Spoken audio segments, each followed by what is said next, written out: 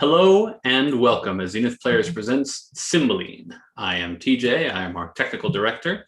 All of the actors you'll be hearing tonight are volunteering their time and talent from their homes to bring a little bit of entertainment into your homes. We want to thank them very much for joining us. We'd also like to thank our friend, your friendly neighborhood Shakespeare, for hosting this on his pages and joining us tonight. Check out his website, shakespeareapproves.com, and his Patreon at patreon.com/Shakespeare. You can find out more about him at the aforementioned website or by visiting his Facebook page, Shakespeare Approves, your friendly neighborhood Shakespeare. We'll have links to visit him as well as some of our other performer friends in the comments of this video. As always, we want to acknowledge and thank all of the medical professionals and essential workers who have been working tirelessly to keep us all as healthy and safe and vaccinated as possible. If you're interested in more information about our totally volunteer organization, check out our website, zenithplayers.com. Feel very free to check out our very attractive donations page. 100% of all donations go towards production costs, which these days consist of the various subscriptions that allow for these readings to happen. If you'd like to read with us in future projects, just send us an email at casting@zenithplayers.com and we will get you on board. Join us next Saturday for episode 2 of Wheel of Shakespeare. It'll be a Midsummer Night's Dream. We'll have 10 actors who will have 10 minutes to prepare random roles and a random theme. For now, though, relax and enjoy Andrew Gellos, Steve Anderson, Matthew Kisher, Shakira Searle, Jacqueline Hume, Matt Marino, Mira Singer, Chloe Faith Costello, Emily Brennan, Titania Lovett-Spence, Kara Schramm, Andrew Weinstein, Andrea Atwood, with Grace Aline as Imogen, and Dan Kostelik as Cymbeline, King of Britain. Act 1, Scene 1. Enter 2 gentlemen.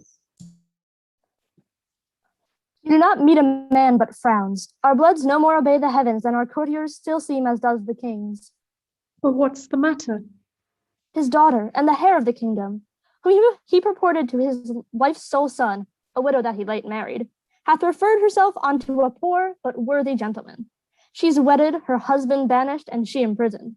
All is outward sorrow, though I think the king be very touched at heart. None but the king? Oh, he that had lost her too. So is the queen that most desired the match. But not a courtier, although they wear their faces to the bent of the king's looks, hath a heart that is not glad at the thing they scowl at. And why so? He that hath missed the princess is a thing too bad for bad report, and he that hath her, that married her, alack, good man, and therefore banished, is a creature such as, to seek through the regions of the earth for one his like, there would be something failing in him that should compare. I do not think so fair and outward and such stuff within endows a man but he. You speak him far. I do extend him, sir, within himself. Crush him together rather than unfold his measure duly. What's his name and birth? I cannot delve him to the root. His father was called Cecilius, who did join his honor against the Romans with CYMBELINE, but had his titles by Tentinus, whom he served with glory and admired success, so gained the Sir Addition Leonatus, and had, besides this gentleman in question, 2 other sons, who in the wars of the time died with their swords in hand, for which their father, then old and fond of issue, took such sorrow that he quit being, and his gentle lady, dig of this gentleman our theme, deceased as he was born. The king, he takes the babe to his protection, calls him posthumous Leonatus, breeds him and makes him of his bedchamber, puts to him all the learnings of his time, could make him the receiver of, which he took as we do air, fast as 'twas minstered. And in his spring became a harvest, lived in court, which is rare to do. Most praised, most loved, a sample to the youngest. To the more mature, a glass that feeded him, and to the graver, a child that guided downwards, to his mistress, for whom he is now banished. Her own price proclaims how she esteemed him, and his virtue by her election may be truly read what kind of man he is. I honour him, even out of your report. But pray, you tell me, is she sold to the king? His only child. He had 2 sons, if this be worth your hearing. Mark it. The eldest of them at 3 years old, in the swathing clothes from the other, from their nursery were stolen, and to this hour no guess in knowledge which way they went. How long is this ago? Some 20 years. That the king's children should be so conveyed, so slackly guarded, and the search so slow, that could not trace them. Howsoever 'tis strange, or that the negligence may well be laughed at, yet it is true, sir. I do well believe you. We must forbear. Here comes the gentleman, the queen, and the princess. They exit. Enter the queen, Posthumus, and Imogen. No, be assured you shall not find me, daughter, after the slander of most stepmothers, evil-eyed unto you. You're my prisoner, but your jailer shall deliver you the keys that lock up your restraint. For you, Posthumus, so soon as I can win the offended king, I will be known your advocate. Marry, yet the fire of rage is in him, and 'twere good you leaned unto his sentence, with what patience your wisdom may inform you. Please, your highness, I will from hence today. You know the peril. I'll fetch a turn about the garden, pitying the pangs of barred affections, though the king hath charged you should not speak together. She exits. Oh, dissembling courtesy. How fine this tyrant can tickle where she wounds. My dearest husband, something fear my father's wrath, but nothing, always reserved in my holy duty, what his rage can do on me. You must be gone, and I shall here abide the hourly shot of angry eyes, not comforted to live, but that there is this jewel in the world that I may see again. My queen, my mistress, O lady, weep no more, lest I give cause to be suspected of more tenderness than doth become a man. I will remain the loyalest husband that did e'er plight troth. My residence in Rome, at one Philarios, who to my father was a friend to me, known but by letter, thither write my queen, and with mine eyes I'll drink the words you send through ink be made of gall. Enter the queen. Be brief, I pray you. If the king come, I shall incur I know not how much of his displeasure. Yet I'll move him to walk this way. I never do him wrong, but he does buy my injuries to be friends. Pay dear for my offenses. She exits. Should we be taking leave as long a term as yet we have to live? The loathness of depart would grow. Adieu. Nay, stay a little. Were you but riding forth to air yourself, such parting were too petty. Look here, love. This diamond is my mother's. She takes a ring. Take it hard, but keep it till you woo another wife, when Imogen is dead. How? Another? You gentle gods, give me but this I have, and sear up my embracements from annexed with bonds of death. He takes the ring from her and puts it on his finger.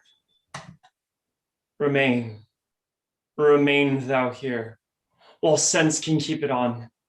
And sweetest, fairest, as I my poor self did exchange for you to your so infinite loss, so in our trifles I still win of you. For my sake, wear this. He offers her a bracelet. It is a manacle of love. I'll place it upon this fairest prisoner. He puts it on her wrist. Oh, the gods, when shall we see again? Enter Cymbeline and lords. Alack, the king. Thou basest thing, avoid hence from my sight. If, after this command, thou fraught the court with thy unworthiness, thou diest. Away! Thou art poison to my blood. The gods protect you and bless the good remainders of the court. I am gone. He exits. There cannot be a pinch in death more sharp than this. O disloyal thing, that thou shouldst repair my youth. Thou heapst a year's age on me. I beseech you, sir, harm not yourself with your vexation, and senseless to your wrath. A touch more rare subdues all pangs, all fears. Past grace, obedience, Past hope and in despair, that way past grace. thou mightst have had the sole son of my queen. Oh, blessed that I might not. I chose an eagle and did avoid a puttock. Thou tookst a beggar, wouldst have made my throne a seat for baseness. No, I rather added a luster to it. O thou vile one. Sir, it is your fault that I have loved Posthumus. You bred him as my playfellow, and he is a man worth any woman. Overbuys me almost the sum he pays. What? Art thou mad? Almost, sir. Heaven restore me. Would I were a neatherd's daughter, and my Leonatus our neighbor's shepherd's son. Thou foolish thing. Enter the queen. They were again together. You have done not after our command. Away with her and pen her up. Beseech your patience. Peace, dear lady daughter, peace.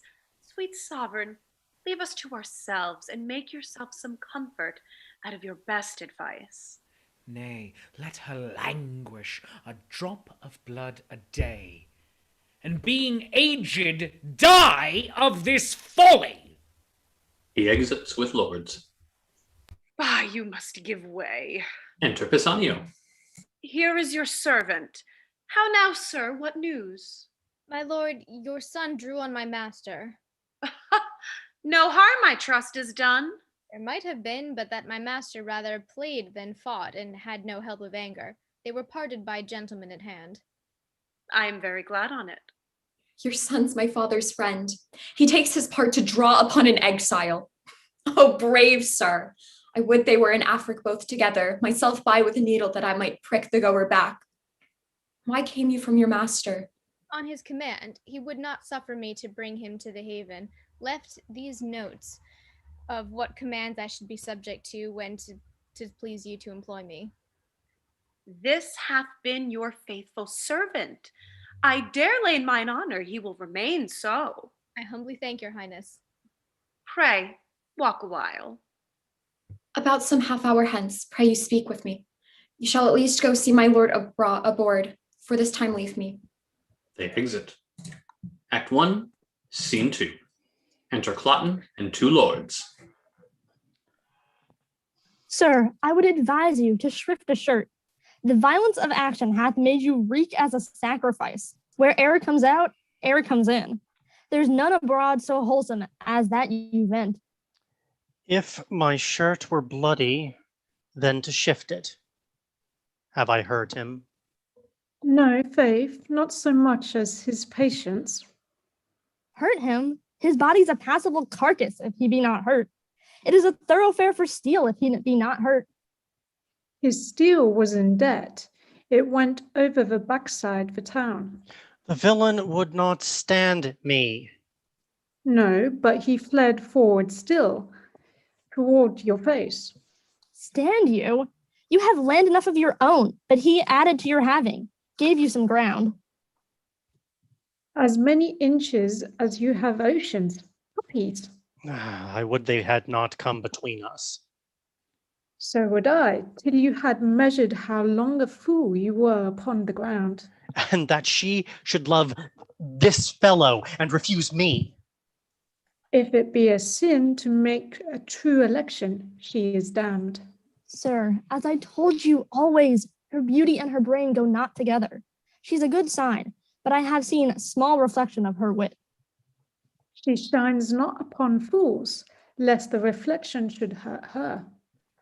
Come, I'll to my chamber. Would there had been some hurt done. I wish not so, unless it had been the fall of an ass, which is no great hurt. You'll go with us? I'll attend your lordship. Nay, come, let's go together. Well, my lord. They exit. Act 1, Scene 3. Enter Imogen and Pisanio. Would thou grewst unto the shores of the haven and questioned every sail. If he should write and I not have it, 'twere paper lost, as offered mercy is. What was the last that he spoke to thee? It was his queen, Then waved his handkerchief? and kissed it, madam. Senseless linen, happier therein than I. And that was all? No, madam, for so long as he could make me with this eye or ear distinguish him from the others, he did keep the deck, with glove or hat or handkerchief still waving, as the fits and stirs of his mind could best express how slow his soul sailed on, how swift his ship. Thou shouldst have made him as little as a crow, or less, ere left to after eye him. Madam, so I did. I would have broke mine eye strings, cracked them, but to look upon him till the diminution of space had pointed him sharp as my needle. Nay, followed him until he had melted from the smallness of a gnat into air, and then have turned mine eye and wept. But good Pisanio, when shall we hear from him? Be assured, madam, with his next vantage. I did not take my leave of him, but had most pretty things to say. Ere I could tell him how I would think on him at certain hours, such thoughts and such, or I could make him swear the sheaves of Italy would not betray mine interest in his honor, or have charged him at the 6th hour of morn, at noon, at midnight, to encounter me with orisons, for then I am in heaven for him. Or ere I could give him that parting kiss which I had set between two charming words, comes in my father, and like a tyrannous breathing of the north, shakes all our buds from growing. Enter a lady. The queen, madam, desires your highness's company. Those things I bid you do, get them dispatched. I will attend the queen. Madam, I shall. They exit. Act 1, Scene 4. Enter Philario, Iachimo, a Frenchman, a Dutchman, and a Spaniard. Believe it, sir, I have seen him in Britain. He was then of a crescent note, expected to prove so worthy, since he had been allowed the name of. But I then could have looked on him without the help of admiration. The catalogue of his endowments have been tabled by his side, and I to peruse him by items. You speak of him when he was less furnished then. Now he is with that which makes him both without and within. I have seen him in France. We had very many there could behold the sun with as firm eyes as he. This matter of marrying his king's daughter, whereupon he must be weighed rather by her value than his own. Words him, I doubt not, a great deal from the matter. And then his banishment? Aye, and the approbation of those that weep this lamentable divorce under her colours, wonderfully to extend him, be it but to fortify her judgment, which else an easy battery might lay flat for taking a beggar without less quality. But how comes it he is to sojourn with you? How creeps acquaintance? His father and I were soldiers together, to whom I have been often bound for no less than my life. Enter Posthumus. Here comes the Briton. Let him be so entertained amongst you as suits with gentlemen of your knowing to a stranger of his quality. I beseech you all, be better known to this gentleman, who I commend to you as a noble friend of mine. How worthy he is, I will leave to appear hereafter rather than story him in his own hearing. Sir, we have known together in New Orleans. Since when have I been debtor to you for curtsies which I will be ever to pay, and yet pay still? Sir, you overrate my poor kindness. I was glad I did atone my countryman and you. It had been pity you should have been put together with so mortal a purpose, as then each bore upon importance of so slight and trivial a nature. By your pardon, sir, I was then a young traveler, rather shunned to go even with what I heard than in my every action to be guided by others' experiences. But upon my mended judgment, if I offend not to say it is mended, my quarrel was not altogether alike. Faith, yes, to be put to the abruptment of swords, and by such two that would be all likelihood have confounded one the other, or have fallen to both. Can we, with manners, ask what was the difference? Safely, I think, was a contention in public, which may without contradiction suffer the report. It was much like an argument that fell out last night, where each of us fell in praise of our country mistresses. This gentleman at that time vouching, and upon warrant of bloody affirmation, his to be more fair, virtuous, wise, chaste, constant, qualified, and less temptable than even the rarest of our ladies in France. The lady is not now living. Or is this gentleman's opinion by this is worn out? Huh? She holds her virtue still, and I my mind. You must not so far prefer her before ours of Italy. Being so far provoked as I was in France, I would abate her nothing, though I profess myself her adorer, not her friend. As fair and as good. A kind of hand-in-hand comparison had been something too fair and too good for any lady of Britain. If she went before others, I have seen, as that diamond of yours outlusters many I have beheld, I could not but believe that she excelled many. But I have not seen the most precious diamond that is, nor you, the lady. I praised her as I rated her. So do I my stone. What do you esteem it at? More than the world enjoys. Either your unparagoned mistress is dead, or she's outprized by a trifle. You are mistaken. The one may be sold or given, or if there were wealth enough for the purchase or merit or the gift, the other is not a thing for sale, and only the gift of the gods. Which the gods have given you. Which by their graces I will keep. You may wear her in title yours, but you know strange fowl lie upon neighboring ponds. Your ring may be stolen too. True, your brace of unprizable estimations, one is but frail, the other casual. A cunning thief, or a that way accomplished courtier, would hazard the winning both of first and last. Your Italy contains none so accomplished, a courtier to convince the honor of my mistress, if in the holding or loss of that you term her frail. I do nothing doubt you have store of thieves.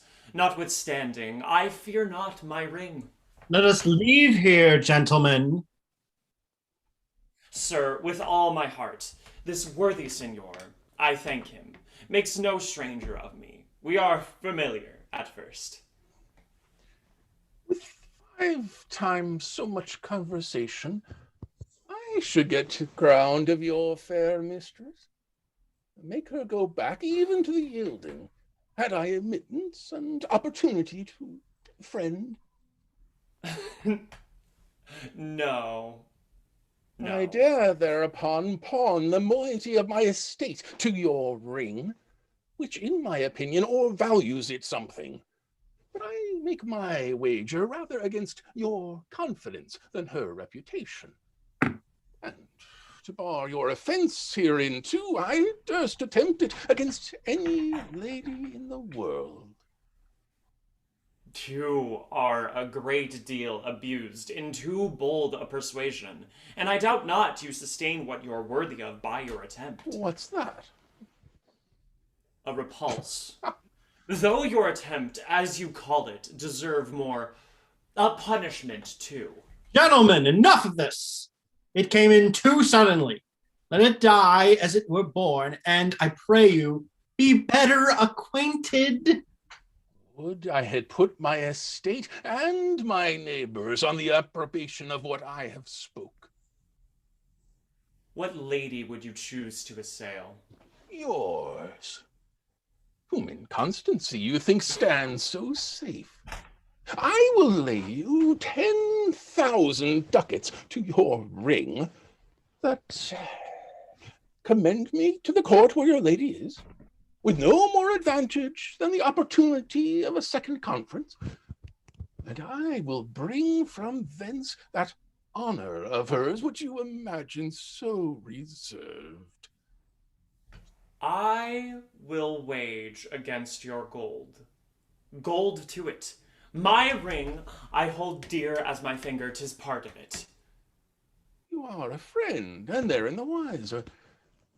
If you buy a lady's flesh at $1,000,000 a dram, you cannot preserve it from tainting. I see you have some religion on you that you fear. A graver purpose, I hope. I am the master of my speeches, and would undergo what's spoken, I swear. Will you? I shall but lend my diamond till you return. Let there be covenants drawn betweens. My mistress exceeds in goodness the hugeness of your unworthy thinking. I dare you to this match. Here's my ring. I will have it no lay. By the gods, it is one. If I bring you no sufficient testimony that I have enjoyed the dearest bodily part of your mistress, my 10,000 ducats are yours, and so is your diamond too. If I come off and leave her in such honor as you have trust in, she your jewel, this your jewel, and my gold are yours, provided I have your commendation for my more free entertainment. I embrace these conditions. Let us have articles. Only thus far you shall answer. If you make your voyage upon her and give me directly to understand you have prevailed, I am no further your enemy. She is not worth our debate. If she remain unseduced, you not making it appear otherwise, for your ill opinion and the assault you have made to her chastity, you shall answer me with your sword. Your hand, a covenant.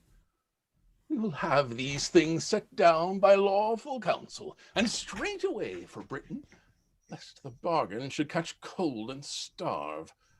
I will fetch my gold, and have our 2 wagers recorded. Agreed. Iachimo and Posthumus exit. Will this hold, think you? Signor Iachimo will not from it. Pray, let us follow him. They exit. Act 1, Scene 5. Enter the Queen, ladies, and Cornelius. Whiles yet the dew's on ground, gather those flowers. Make haste. Who has note of them? I, madam. Dispatch. The ladies exit. Now, Master Doctor, have you brought those drugs? Please of your highness, here they are, madam. He hands her a small box. But I beseech your grace, without offence, my conscience bids me ask, wherefore you have commanded of me these most poisonous compounds, which are the movers of a languishing death, but though slow, deadly. I wonder, Doctor, thou ask'st me such a question. Have I not been thy pupil long? Hast thou not learned me how to make perfumes, distill, preserve, yea, so that our great king himself doth woo me oft for my confections? Having thus far proceeded, unless thou think'st me devilish, is it not meet that I did amplify my judgment and other conclusions? I will try the forces of these thy compounds on such creatures as we count not worth the hanging, but none human. We to try the vigor of them and apply allayments to their act, and by them gather their several virtues and effects. Your highness shall from this practice but make hard your heart. Besides, the seeing these effects will be both noisome and infectious. Oh, content thee. Enter Bassanio. Here comes a flattering rascal. Upon him will I work first. He's for his master and enemy to my son. How now, Bassanio? Doctor, your service for this time is ended. Take your own way. I do suspect you, madam, but you shall do no harm. Hark thee, a word. I do not like her. She doth think she has strange lingering poisons. I do know her spirit, and will not trust one of her malice with a drug of such damned nature. Those she has will stupefy and dull the sense awhile, which first perchance she'll prove on cats and dogs, then afterward up higher. But there is no danger in what show of death it makes, more than locking up the spirits a time to be more fresh, reviving. She is fooled with a most false effect, and I that ruer so to be false with her. No further service, doctor, until I send for thee. I humbly take my leave. He exits. Weeps she still, sayest thou? Dost thou think in time she will not quench and let instructions enter where folly now possesses? Do thou work. When thou shalt bring me word she loves my son, I'll tell thee on the instant thou art then as great as is thy master, greater, for his fortunes all lie speechless, and his name is at last gasp. Return he cannot, nor continue where he is. To shift his being is to exchange one misery with another, and every day that comes to decay a day's work in him. What shalt thou expect to be depender on a thing that leans, who cannot be new built, nor has no friends so much as but to prop him? He drops the box. Pisanio picks it up. Thou takest up, thou knowest not what, but take it for thy labor. It is a thing I made which hath the king 5 times redeemed from death. I do not know what is more cordial. Nay, I prithee, take it. It is an earnest of a farther good that I mean to thee. Tell thy mistress how the case stands with her. Do it as from thyself. Think what a chance thou changest on, but think thou hast thy mistress still. To boot, my son, who shall take notice of thee.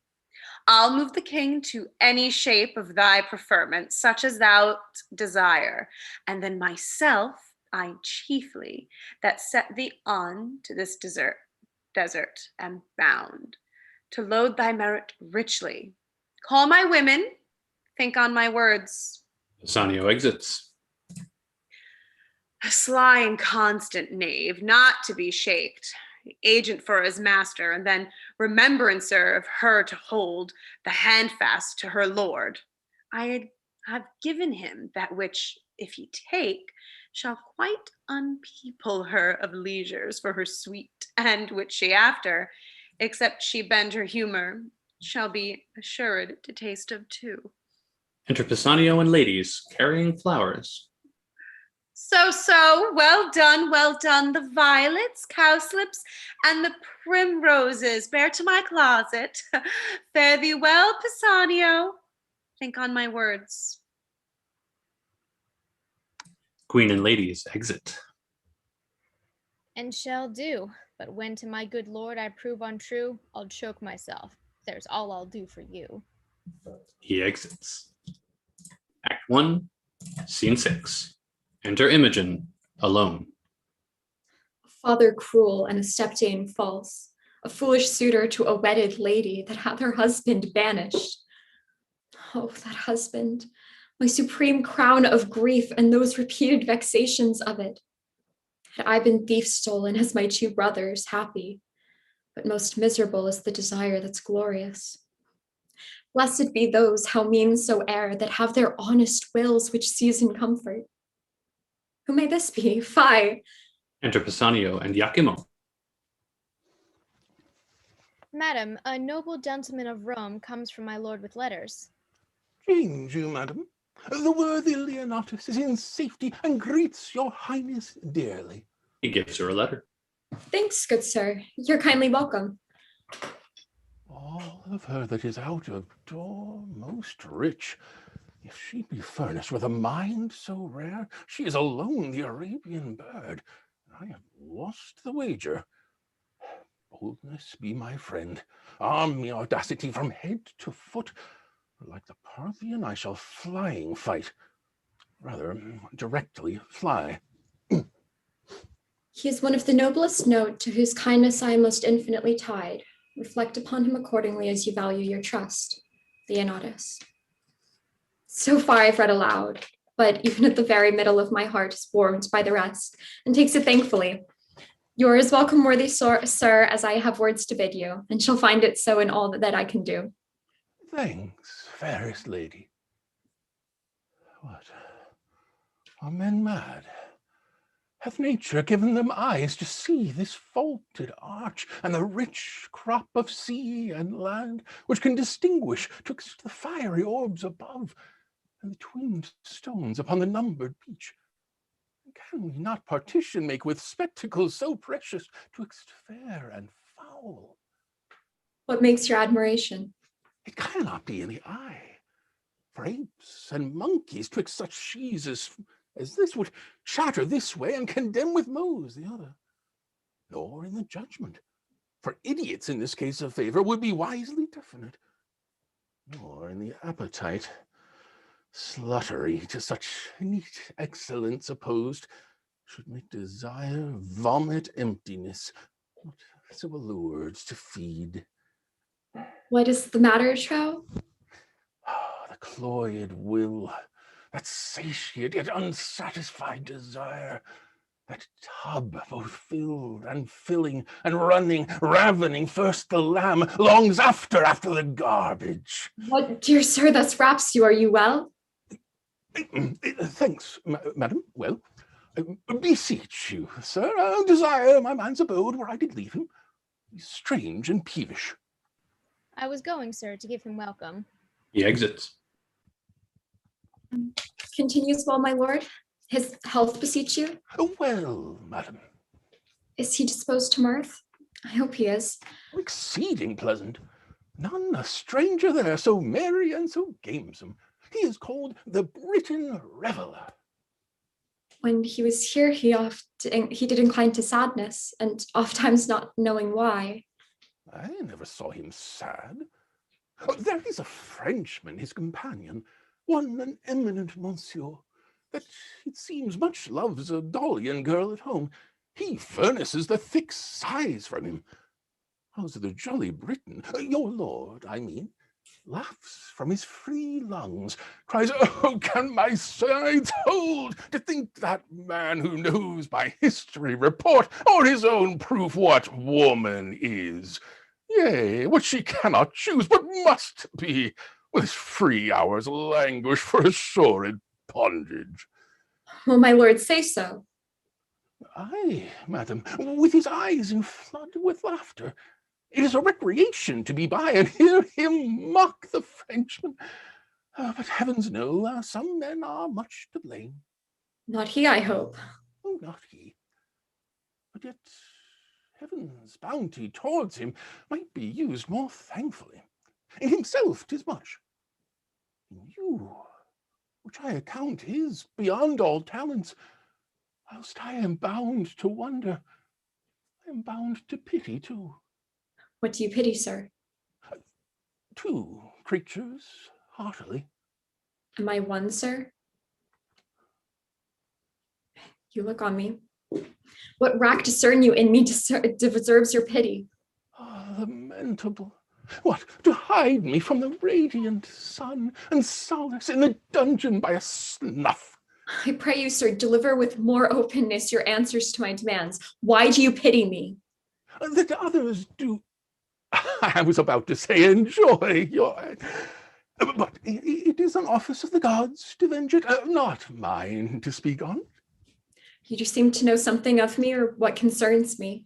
Pray you, since doubting things go ill often hurts more than to be sure they do, for certainties either are past remedies or timely knowing the remedy then born, discover to me what both you spur and stop.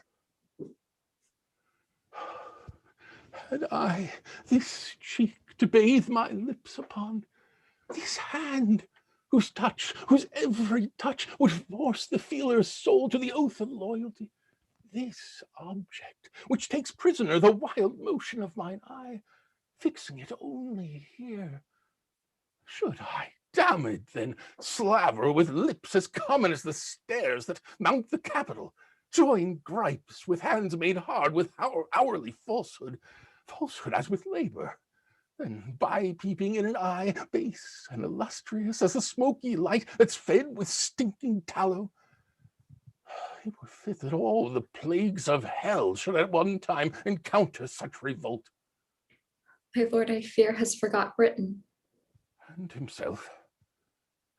Not I, inclined to this intelligence, pronounce the beggary of his change, but 'tis your graces that from my mutest conscience to my tongue charms this report out. Let me hear no more. Oh, dearest soul, your cause doth strike my heart with pity that doth make me sick.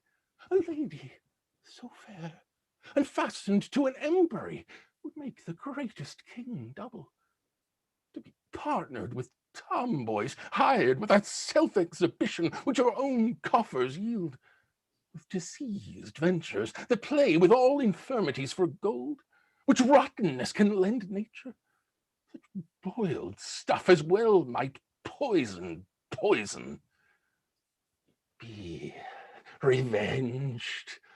Oh, she that bore you was no queen, and you recoil from your great stock. Revenged? How should I be revenged? If this be true, as I have such a heart that both mine ears must not in haste abuse. If it be true, how should I be revenged? Should he make me live like Diana's priest betwixt cold sheets, while he is vaulting variable ramps in your despite upon your purse? Revenge it. I dedicate myself to your sweet pleasure, more noble than that runagate to your bed, and will continue fast to your affection, still close as sure. What hope, Sonio? Let me my service tender on your lips. Away, I do condemn mine ears that have so long attended thee. If thou wert honorable, thou wouldst have told this tale for virtue, not for such an end thou seekest. As base as strange, thou wrongst a gentleman who is as far from thy report as thou from honor, and solicits here a lady that disdains thee and the devil alike. What hope, Zanio? The king my father shall be made acquainted of thy assault. If he shall think it fit, a saucy stranger in his court to mart as in a Romish stew, and to expound his beastly mind to us. He hath a court he little cares for, and a daughter who he not respects at all. What hope, Sanio? Oh, happy Leonatus! I may say the credit that thy lady hath of thee deserves thy trust, and thy most perfect goodness her assured credit. Blessed live you long, a lady to the worthiest sir that ever country called his, and you his mistress, only for the most worthiest fit. Give me your pardon. I have spoke this to know if your affiance were deeply rooted, and to make your lord that which he is new o'er. And he is one, the truest mannered, such a holy witch that he enchants societies into him. Half all men's hearts are his. You make amends. He sits mongst men like a descended god. He hath a kind of honor that sets him off more than a mortal seeming. Oh, be not angry, most mighty princess, that I have adventured to try your taking of a false report, which hath honored with confirmation your great judgment in the election of a sir so rare, which you know cannot err. The love I bear him made me to fan you thus, but the gods made you, unlike all others, chaffless. Pray your pardon. All's well, sir. Take my power the court for yours. My humble thanks. I had almost forgot to entreat your grace, but in a small request, and yet a moment too, for it concerns your lord, myself, and other noble friends, our partners in the business. Pray, what is't? Some dozen Romans of us, and your lord, the best feather of our wing, have mingled sums to buy a present for the emperor, which I, the factor for the rest, have done in France. 'Tis plate of rare device, and jewels of rich and exquisite form, their values great. And I am something curious, being strange, to have them in safe stowage. May it please you to take them in protection?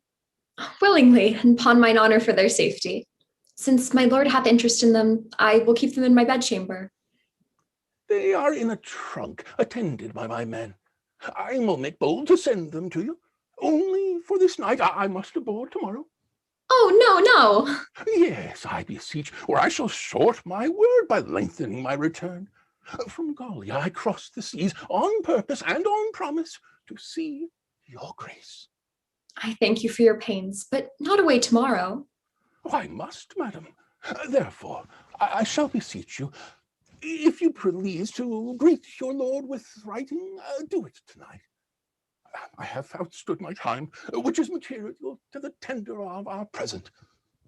I will write. Send your trunk to me. It shall safe be kept and truly yielded to you. You're very welcome. They exit. End of Act 1. Act 2, Scene 1. Enter Cloten and the two lords. Was there ever a man had such luck? When I kissed the jack upon an upcast to be hit away, I had £100 on it, and then a horse and jackanapes must take me up for swearing, as if I borrowed mine oaths of him and might not spend them at my pleasure. What got he by that? You have broke your pate with your bowl. If his wit had been like him that broke it, it would have run all out. When a gentleman is disposed to swear, it is not for any standers by to curtail his oaths, huh? No, my lord, nor crop the ears of them. Son dog, I gave him satisfaction. Would he had been one of my rank? To have smelled like a fool? I am not vexed more at anything in the earth. A pox on it, I had rather not be so noble as I am. They dare not fight with me because of the queen, my mother. Every jack slave hath his belly full of fighting, and I must go up and down like a cock that nobody can match. You are cock and capon too, and you crow cock with your comb on. Sayest thou? It is not your fit, lordship should undertake every companion that you give offence to. No, I know that, but it is fit I should commit offence to my inferiors. Aye, is it fit for your lordship only? Why, so I say. Did you hear of a stranger that's come to court tonight?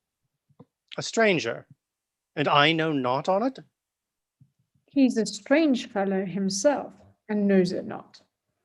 There's an Italian come, and 'tis thought one of Leonatus' friends. Leonatus, a banished rascal, and he's another whatsoe'er he be. Who told you of this stranger? One of your lordship's pages. Is it fit I went to look upon him? Is there no derogation on it? You cannot derogate, my lord.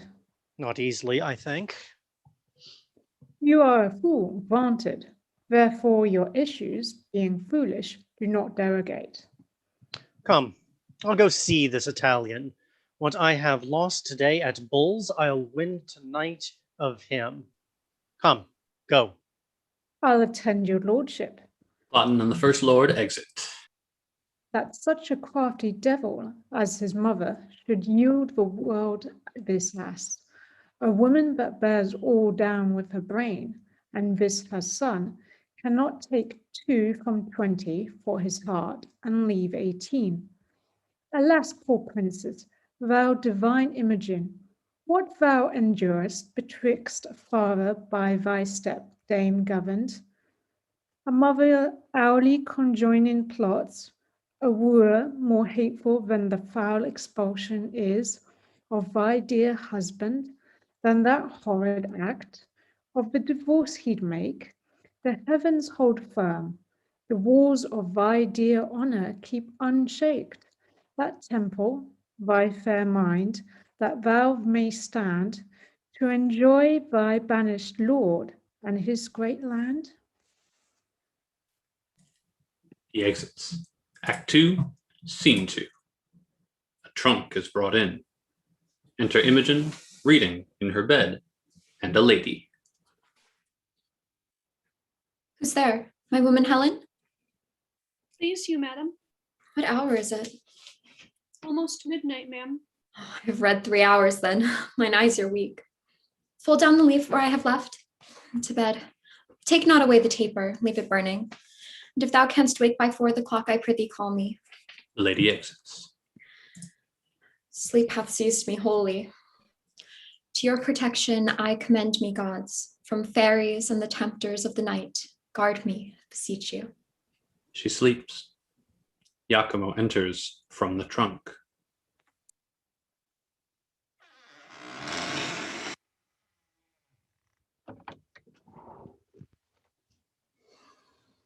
The crickets sing, and man's old labored sense repairs itself to rest.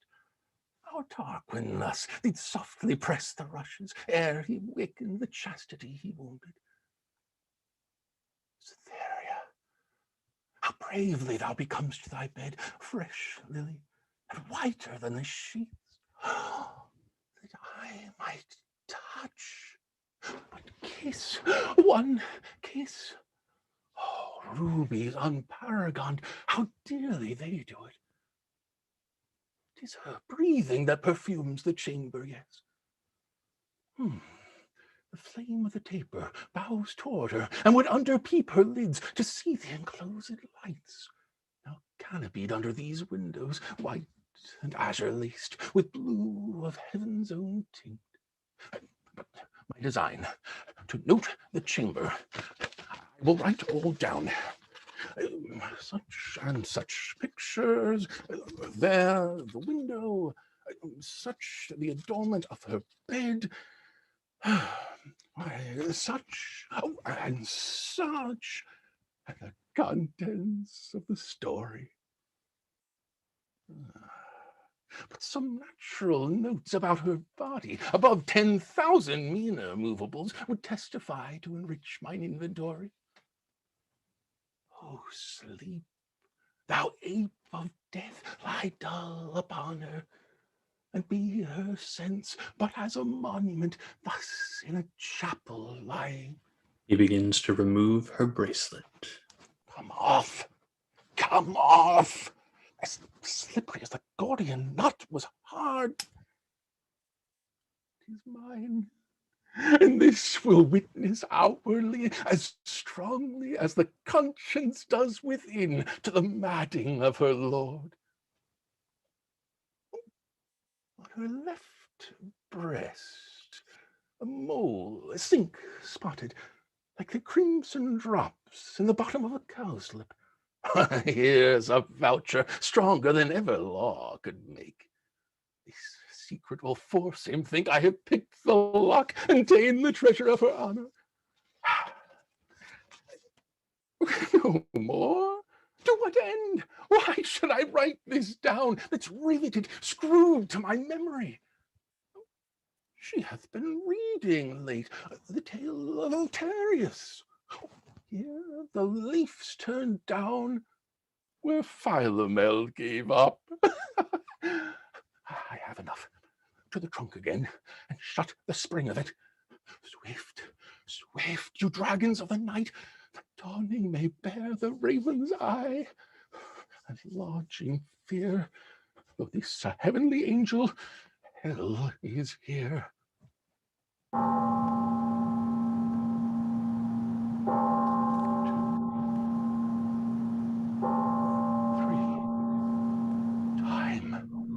Time. He exits into the trunk.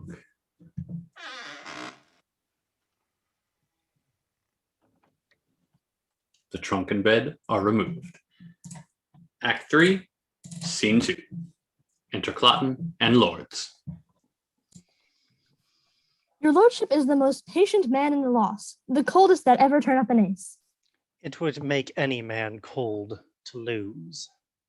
But not every man patient after the noble temper of your lordship. You are the most hot and furious when you win. Winning will put any man into courage. If I could get this foolish Imogen, I should have gold enough. It's almost morning, is it not? Day, my lord. I would this music would come. I'm advised to give her music mornings. They say it will penetrate. Enter musicians. Come on, tune. If you can penetrate her with your fingering so, we'll try with tongue too. If none will do, let her remain, but I'll never give o'er. First, a very excellent, good conceited thing, after a wonderful sweet air with admirable rich words to it, and then let her consider. The musicians begin to play.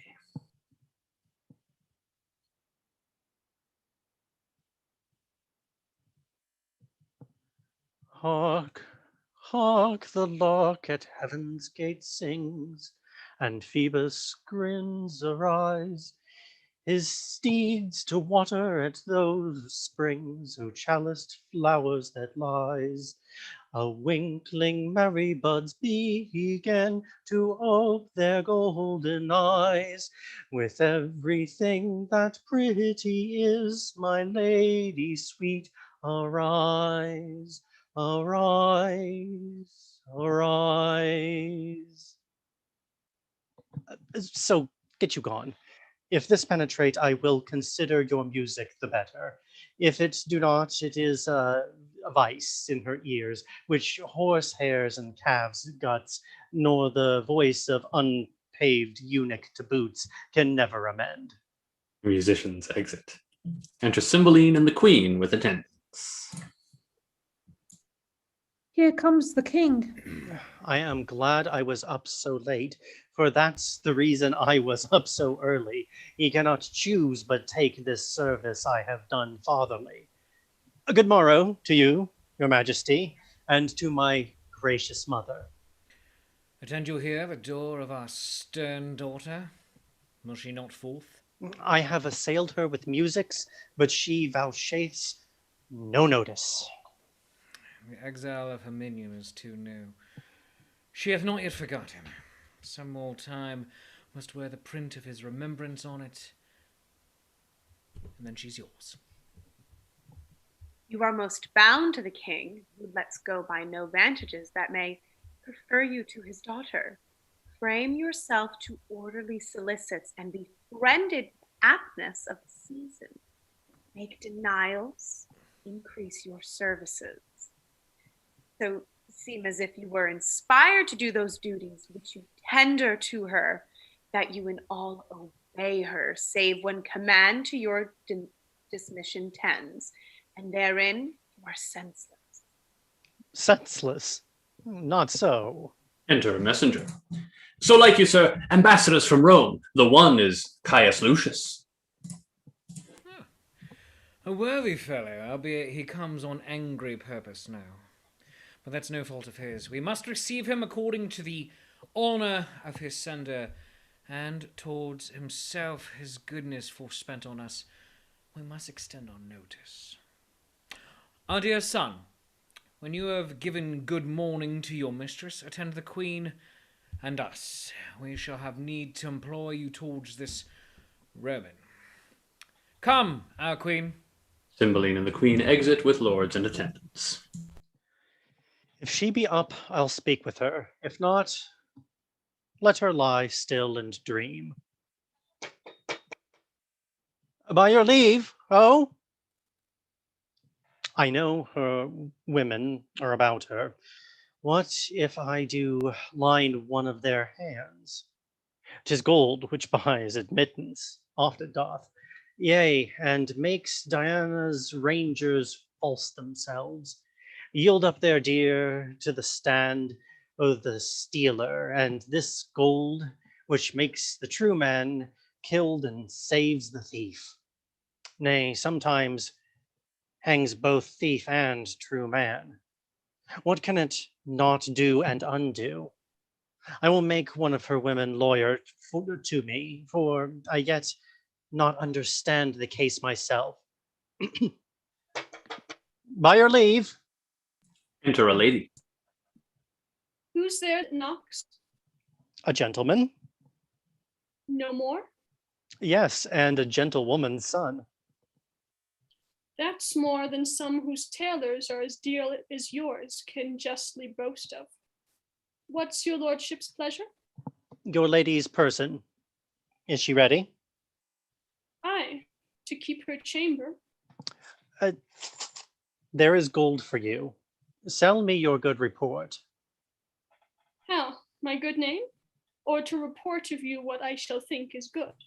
Enter Imogen. The princess. Good morrow, fairest sister. Your sweet hand. Good morrow, sir. You lay out too much pains for purchasing but trouble. The thanks I give is telling you that I am poor of thanks and scarce can spare them. Still, I swear, I love you. If you but said so, 'twere as deep with me. If you swear still, your recompense is still that I regard you not. This is no answer. But that you shall not say I yield being silent, I would not speak. I pray you spare me. Faith, I shall unfold equal discourtesy to your best kindness. One of your great knowing should learn being taught forbearance. To leave you in your madness 'twere my sin. I will not. Fools are not mad folks. Do you call me a fool? As I am mad, I do. If you'll be patient, I'll no more be mad. That cures us both. I am much sorry, sir. You put me to forget a lady's manners by being so verbal, and learn now for all that I, which know my heart, do here pronounce, by the very truth of it, I care not for you, and I am so near the lack of charity to accuse myself. I hate you, which I had rather you felt than make my boast. You sin against obedience, which you owe your father. For the contract you pretend with that base wretch, one bred of alms and fostered with cold dishes, with scraps of the court. It is no contract, none. And though it be allowed in meaner parties, yet who than he more mean to knit their souls on whom there was no more dependency, but brats and beggary and self-figured not? Yet you are curbed from that enlargement by the consequence of the crown, and must not foil the precious note of it with a base slave, a hiding for a livery, a squire's cloth, a pantler, not so eminent. Profane fellow, wert thou the son of Jupiter, and no more but what thou art besides, thou wert too base to be his groom. Thou wert dignified enough, even to the point of envy, if 'twere made comparative for your virtues, to be styled the underhangman of his kingdom, and hated for being preferred so well. The south fog rot him. He never can meet more mischance than come to be but named of thee. His meanest garment that ever hath but clipped his body is dearer in my respect than all the hairs above thee. Were they all made such men? How now, Pisanio? Enter Pisanio. His garment? To Dorothy, now the devil. To Dorothy, my woman, highly presently. His garment. I'm sprited with a fool, frightened and angered worst. To go bid my woman search for a jewel that hath too casually have left mine arm. 'Twas thy master's. Shrew me if I would lose it for such a revenue of any kings in Europe. I do think I saw it this morning. Confident I am last night 'twas on mine arm. I kissed it. I hope it hath not gone to tell my lord that I kissed aught but he. Will not be lost. I hope so. Go and search. Pisanio exits. You have abused me, his meanest garment. I said so. If you will make an action, call witness to it. I will inform your father. Your mother too. She's my good lady and will conceive, I hope, but the worst of me. So I leave you, sir, to the worst of discontent. He exits. I'll be revenged. His meanest garment. Well, He exits. Act 2, Scene 4. Enter Posthumus and Philario.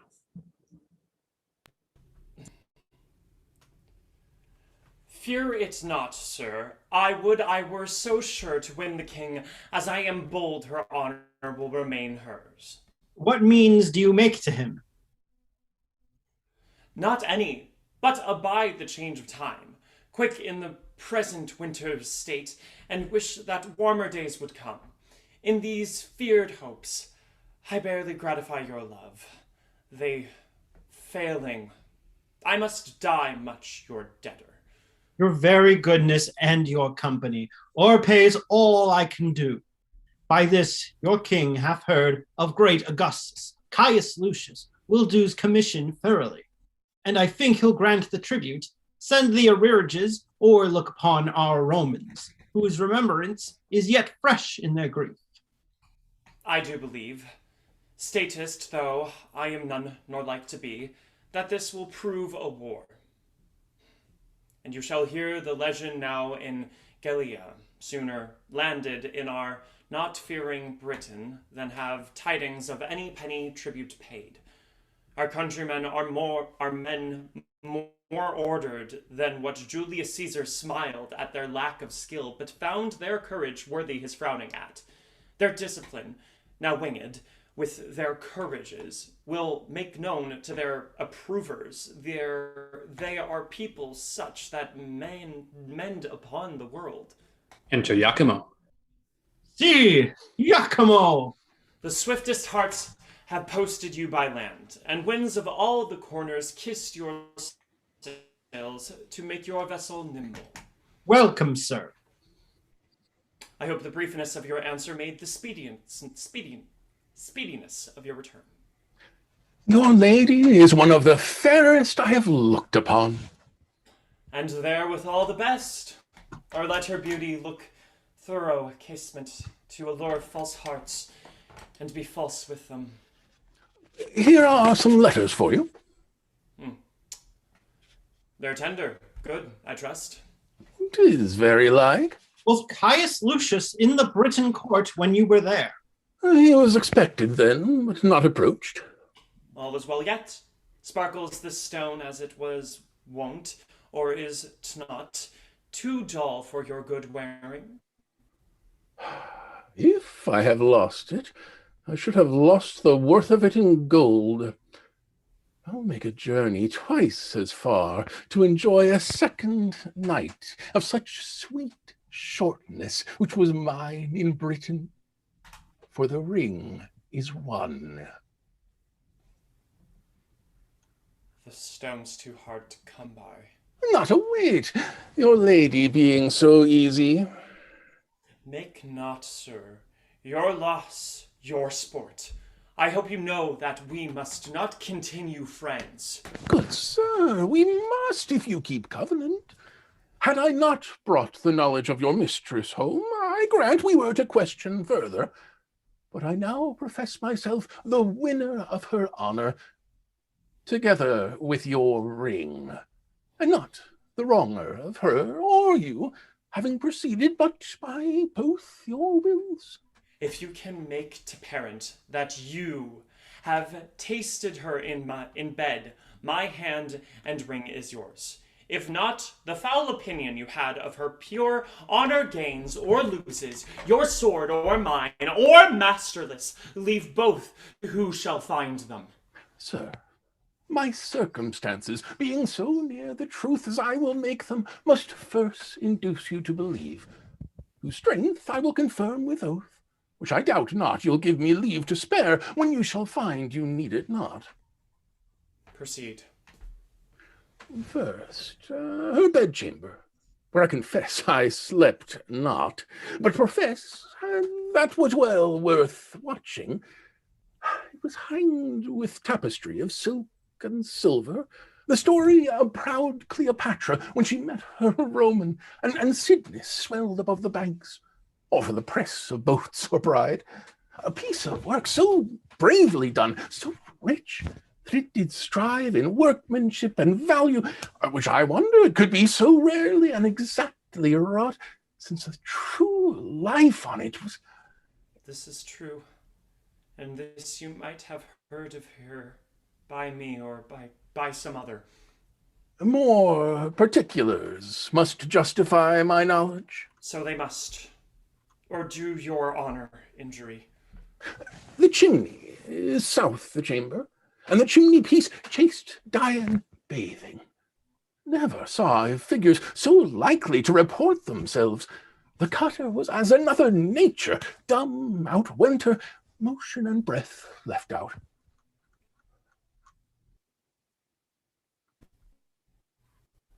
This is a thing which you might from the relation likewise reap, being, as it is, much spoke of. The roof of the chamber with golden cherubims is fretted. Her andirons, I had forgot them, were 2 winking cupids of silver, each on 1 foot standing, nicely depending on their brands. This is her honor? Let it be granted you have seen all this, and praised. Be given to your remembrance the description of what is in her chamber. Nothing saves the wager you have laid. Well, then, if you can be pale, I beg but leave to air this jewel. See, and now 'tis up again. It must be married to that your diamond. I'll keep them. Jove! Once more let me behold it. Is it that which I left with her? Sir, I thank her that she stripped it from her arm. I see her yet. Her pretty action did outsell her gift, and yet enriched it too. She gave it me and said she prized it. Once. Maybe she plucked it off to send it to me. She writes so to you, doth she? Oh no. No, no, no, no, no. 'Tis true.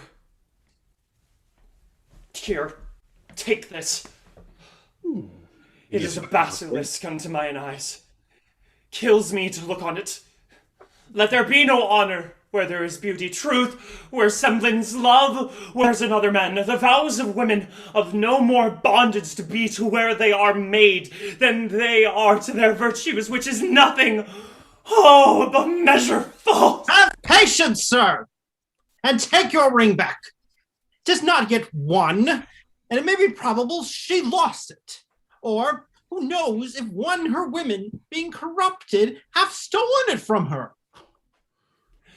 Very true. And so I hope he can buy it. Back my ring. He takes back the ring. Render me some corporal sign about her, more evident than this, for this was stolen. By Jupiter, I had it from her arm. Hark you, he swears! By Jupiter, he swears! 'Tis true, nay, keep the ring, 'tis true. He holds out the ring. I am sure she would not lose it. Her attendants are all sworn and honorable. They induced to steal it? And by a stranger? No, he hath enjoyed her. The cognizance of her incontinency is this. She hath bought the name of whore thus dearly. There. Take thy hire, and all the fiends of hell divide themselves between you! He gives the ring to Iachimo. Sir, be patient. This is not strong enough to be believed of one persuaded well of. Never talk on it. She hath been culted by him. If you seek for further satisfying, under her breast, worthy the pressing, lies a mole, right proud of that most delicate lodging. By my life, I kissed it, and it gave me present hunger to feed again, though full. You do remember this stain upon her? Aye, and it doth confirm another stain as big as a hell can hold. Were there no more but it? Will you hear more? Spare your arithmetic. Never count the turns. Ones and a million. I'll be sworn. No swearing. If you will swear you have not done it, you lie. And I will kill thee if thou dost deny. Thou'st made me cuckold. I'll deny nothing. Oh, that I had her here to tear her limb meal. I will go there and do it in the court, before her father. He exits. Quite beside the government of patience. You have won. Let's follow him and pervert the present wrath he hath against himself. With all my heart. They exit. Act 2, Scene 5. Enter Posthumus.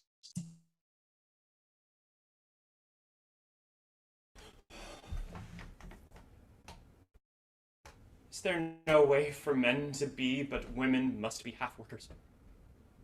We are all bastards, and that most vulnerable men, which I did call my father, was I know not where when I was stamped.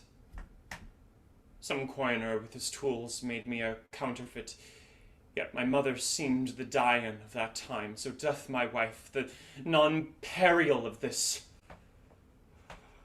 Oh, vengeance! Vengeance! Me of my lawful pleasures she restrained, and prayed me oft forbearance, did with a prudency so rosy the sweet view on it might be well have warmed old Saturn, that I thought her as chaste as unsunned snow. Oh, all the devils! This yellow Iachimo is in an hour, was't not? Or less? At first? Perchance he spoke not, but like a full acorned boar, a German one cried, "Oh!" And mounted, found no opposition, but what he looked for should oppose, and she should from counterguard. Could I find out the woman's pardon me? For there's no motion that tends to the vice in man, but I affirm it is the woman's part, be it lying. Note it, the woman's flattering airs, deceiving airs, lust and rank thoughts. Hers revenges, hers ambitions, coveting change of brides, disdain, nice longing, slenders, mutability, all faults that have a name, nay, that hell knows. Why? Hers in part or all, but rather all. For even to vice, they are not constant, but are changing still. One vice, but a minute old for one, not half so old as that. I'll write against them, detest them, curse them. Yet 'tis greater skill in a true hate to pray they have their will. The very devils cannot plague them better. He exits. End of Act 2. Act 3, Scene 1. Enter in state Cymbeline, Queen, Cloten, and lords at one door, and at another, Caius Lucius and attendants. Now, say, what would Augustus Caesar with us? When Julius Caesar, whose remembrance yet lives in men's eyes, and will to ears and tongues be theme and hearing ever, was in this Britain and conquered it, Cassibilian, thine uncle, famous in Caesar's praises no whit less than in his feats deserving it, for him in his succession granted Rome a tribute. yearly 3,000 pounds, which by thee lately is left untendered. And to kill the marvel shall be ever so.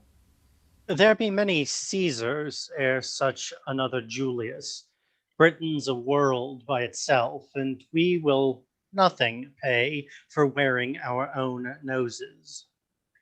That opportunity, which then they had to take from's to resume, we have again. Remember, sir, my liege, the kings your ancestors, together with the natural bravery of your isle, which stands as Neptune's park, ribbed and paled in with rocks unscalable and roaring waters, with sands that will not bear your enemies' boats, but suck them up to the topmast.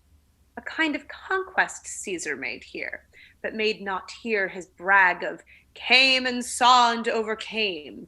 With shame, the first that ever touched him, he was carried from off our coast, twice beaten and his shipping.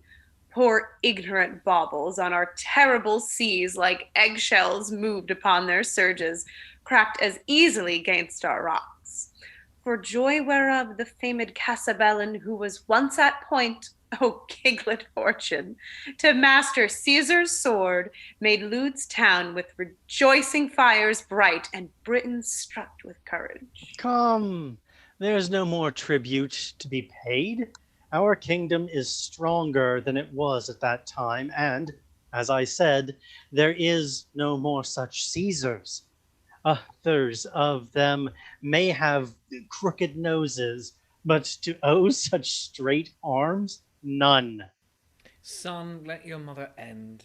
We have yet many among us can grip as hard as Casabellian.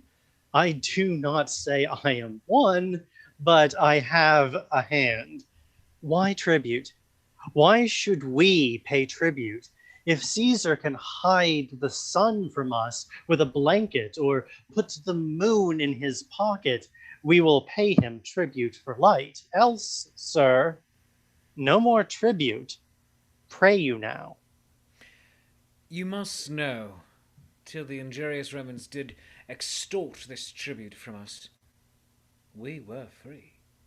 Caesar's ambition, which swelled so much that it did almost stretch the sides of the world, against all colour here, did put the yoke upon us, which, to shake off, becomes a warlike people whom we reckon ourselves to be. We do say then to Caesar, our ancestor was that Mamucius, which ordained our laws, whose use the sword of Caesar hath too much mangled, whose repair and franchise shall, by the power we hold, be our good deed, though Rome be therefore angry. Mamucius made our laws, who was the first of Britain which did put his brows within a golden crown, and called himself a king. I am sorry, Cymbeline, that I am to pronounce Augustus Caesar, Caesar that hath more kings his servants than thyself domestic officers, thine enemy. Receive it from me then, war and confusion in Caesar's name pronounce I against thee. Look for fury not to be resisted. Thus defied, I thank thee for myself. Thou art welcome, Caius. Thy Caesar knighted me. My youth I spent much under him, of whom I gathered honour, which he to seek of me again perforce behooves me keep at utterance. I am perfect that the Pannonians and Dalmatians for their liberties are now in arms, a precedent which not to read would show the Britons cold. So Caesar shall not find them. Let proof speak. His Majesty bids you welcome. Make pastime with us a day or two, or longer. If you seek us afterwards in other terms, you shall find us in your saltwater girdle. If you beat us out of it, it is yours. If you fall in the adventure, our crows shall fare the better for you. And there's an end. So, sir? I know your master's pleasure, and he mine. All the remain is welcome. They exit. Act 3, Scene 2. Enter Pisanio reading a letter. How? Of adultery? Wherefore write you not what monsters her accuse? Leonatus, O master, what a strange infection is fallen into thy ear! What false Italian, as poisonous tongued as handed, hath prevailed on thy too ready hearing? Disloyal? No. She's punished for her truth, and undergoes more goddess-like than wife-like, such assaults as would take in some virtue. My master, thy mind to her is now as low as were thy fortunes. How? That I should murder her? Upon the love and truth and vows which I have made to thy command? I, her blood? If it be so to do good service, never let me be counted serviceable. How look I that I should seem to lack humanity so much as this fact comes to? Do it. The letter that I have sent her by her own command shall give the opportunity. Oh, damned paper, black as ink that's on thee. Senseless bauble, art thou a fettery for this act, and look'st so virgin-like without?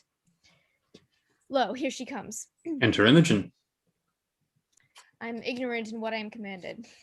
How now, Pisanio? Madam, here is a letter from my lord. Who, thy lord that is my lord Leonatus? Oh, learned indeed were that astronomer that knew the stars as I his characters. He'd lay the future open. You good gods, let what is here contained relish of love, of my lord's health, of his content, yet not that we two are asunder. Let that grieve him. Some griefs are medicinable, and that is one of them, for it doth physic love. Of his content, all but in that. Good wax thy leave. Blessed be you bees that make these locks of counsel. Lovers and men in dangerous bonds pray not alike. Though forfeiters you cast in prison, yet you clasp young Cupid's tables. Good news, gods. Justice and your father's wrath, should he take me in his dominion, could not be so cruel to me as you. O the dearest of creatures, would even renew me with your eyes. Take notice that I am in Cambria at Milford Haven. What your own love will out of this advise you follow. So he wishes you all happiness, that remains loyal to his vow and your increasing in love. Posthumous Leonatus. Oh, for a horse with wings! Hearest thou, Pisanio? He is at Milford Haven. Read and tell me how far 'tis thither. If one of mean affairs may plot it in a week, why may not I glide thither in a day? Then, true Pisanio, who longst like me to see thy lord, who longst, let me bait, but not like me, yet longst, but in a fainter kind. Oh, not like me, for mine's beyond. Say and speak thick. Love's counselors should fill the bores of hearing to the smothering of the sense. How far it is to the same blessed Milford. And by the way, tell me how Wales was made so happy as to inherit such a haven. But first of all, how we may steal from hence, and for the gap that we shall make in time from our hence going and our return to excuse. But first, how get hence? Why should excuse be born or e'er be got? We'll talk of that hereafter. Prithee speak! How many score of miles may we well ride twixt hour and hour? 1 score twixt sun and sun, madam's enough for you, and too much too. Why, one that rode to his execution, man, could never go so slow. I have heard of riding wagers where horses have been nimbler than the sands that run in the clock's behalf. But this is foolery. Go, bid my woman feign a sickness, say she'll home to her father, and provide me presently a riding suit no costlier than would fit a Franklin's housewife. Madam, your best consider. I see before me, man, nor here, nor what ensues, but have a fog in them that I cannot look through. Away, I prithee, do as I bid thee. There's no more to say. Accessible is none but Milford way. They exit. Act 3, Scene 3. Enter from a cave Belarius as Morgan, Guiderius as Polydor, and Arviragus as Cadwal. A goodly day not to keep house with such whose roof as low as ours. Stoop, boys. This gate instructs you how to adore the heavens and bows you to a morning's holy office. The gates of monarchs are arched so high that giants may jet through and keep their impious turbans on without good morrow to the sun. Hail, thou up fair heaven, we house in the rock, yet use thee not so hardly as prouder livers do. Hail heaven. Hail heaven. Now for our mountain sport. Up to yonder hill. Your legs are young. I'll tread these flats. Consider, when you above perceive me like a crow, that is its place with lessons and sets off. And you may then revolve what tales I have told you of courts, of princes, of the tricks in war. This service is not service, so being done, but being so allowed. To apprehend thus draws us a profit from all things we see. And often, to our comfort, shall we find the sharded beetle in a safer hold than is the full-winged eagle.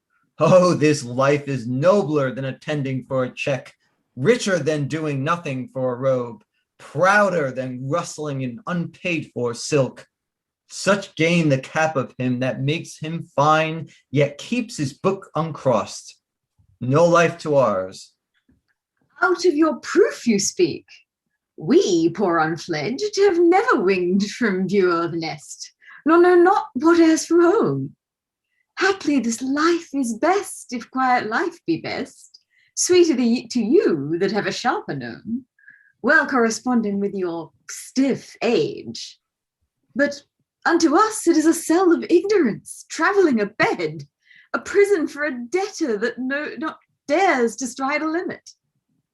What should we speak of when we are old as you? When we shall hear the rain and wind beat dark December, how is this our pinching cave? Shall we discourse the freezing hours away? We have seen nothing.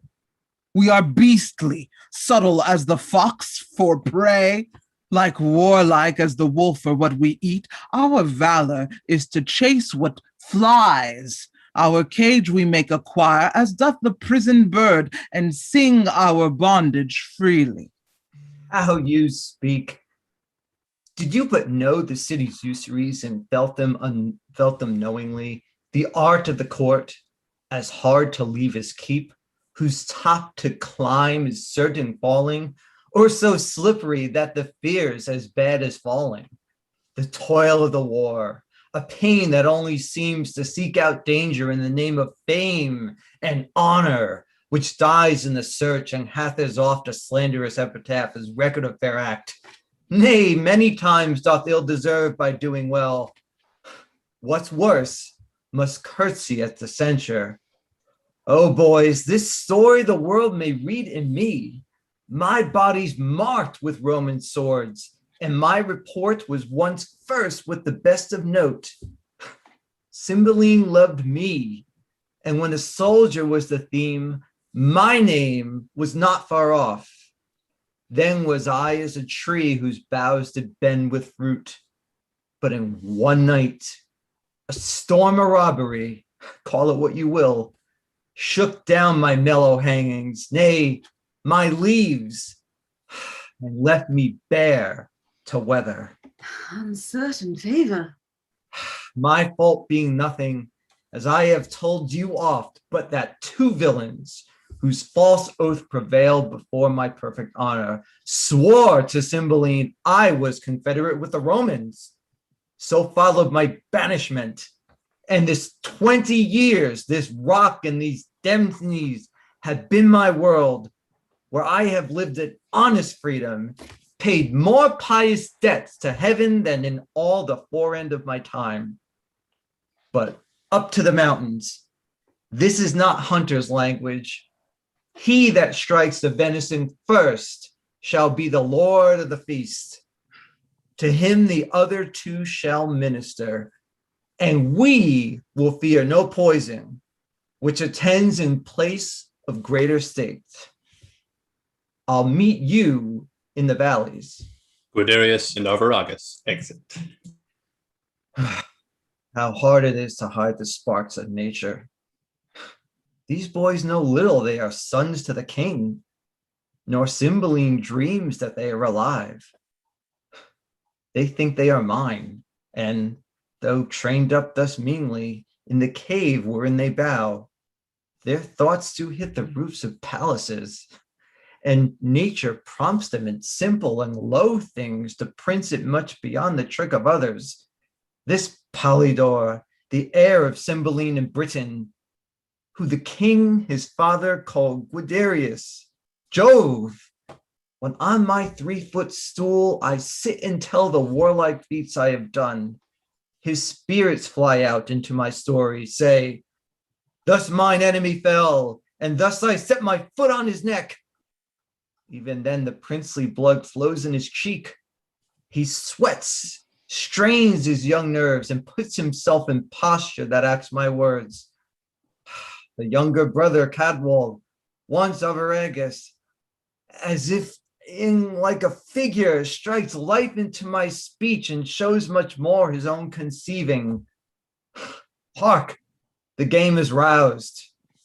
O Cymbeline, heaven and my conscience knows thou didst unjustly banish me, whereon at 3 and 2 years old I stole these babes, thinking to bar thee of succession, as thou reft me of my lands. Euryphile, thou wast their nurse. They took thee for their mother, and every day do honor to her grave. Myself, Valerius, that am Morgan called, they take for natural father. The game is up. He exits. Act 3, Scene 4. Enter Pisanio and Imogen. Thou toldst me when we came from horse the place was near at hand. Nor so longed my mother to see me first as I have now. Pisanio, man, where is Posthumus? What is in thy mind that makes thee stare thus? Wherefore breaks that sigh from inward of thee? One but painted thus would be interpreted a thing perplexed beyond self-explication.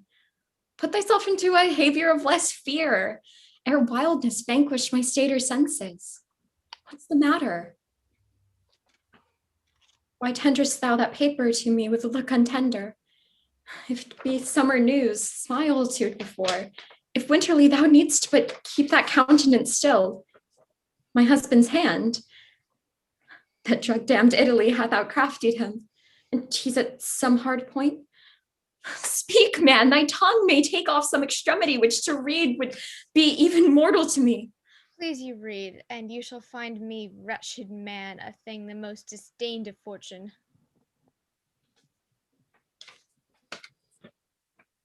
Thy mistress, Pisanio, hath played the strumpet in my bed, the testimonies whereof lie bleeding in me.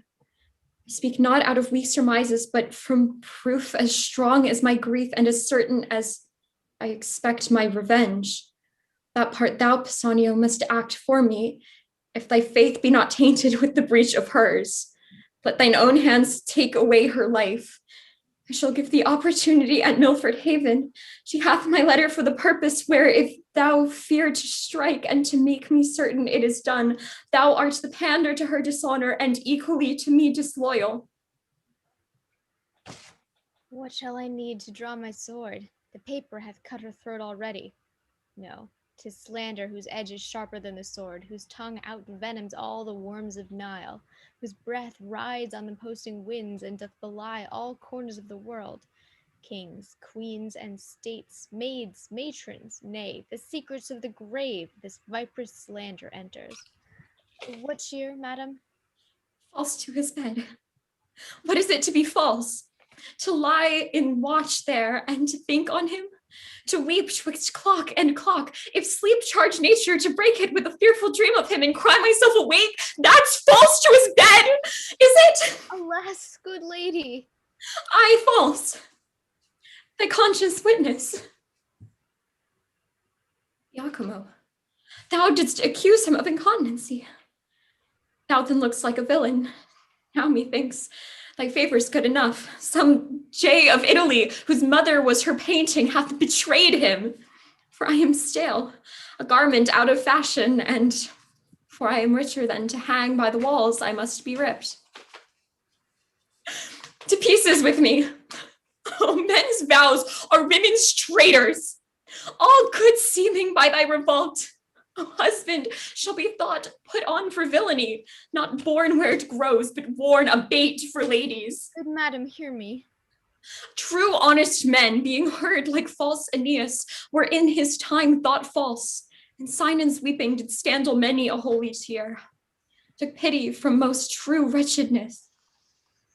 So thou, Posthumus, wilt lay the leaven on all proper men, goodly and gallant shall be false and perjured from thy great fall. Come, fellow, be thou honest, do thy master's bidding. When thou seest him, a little witness of my obedience.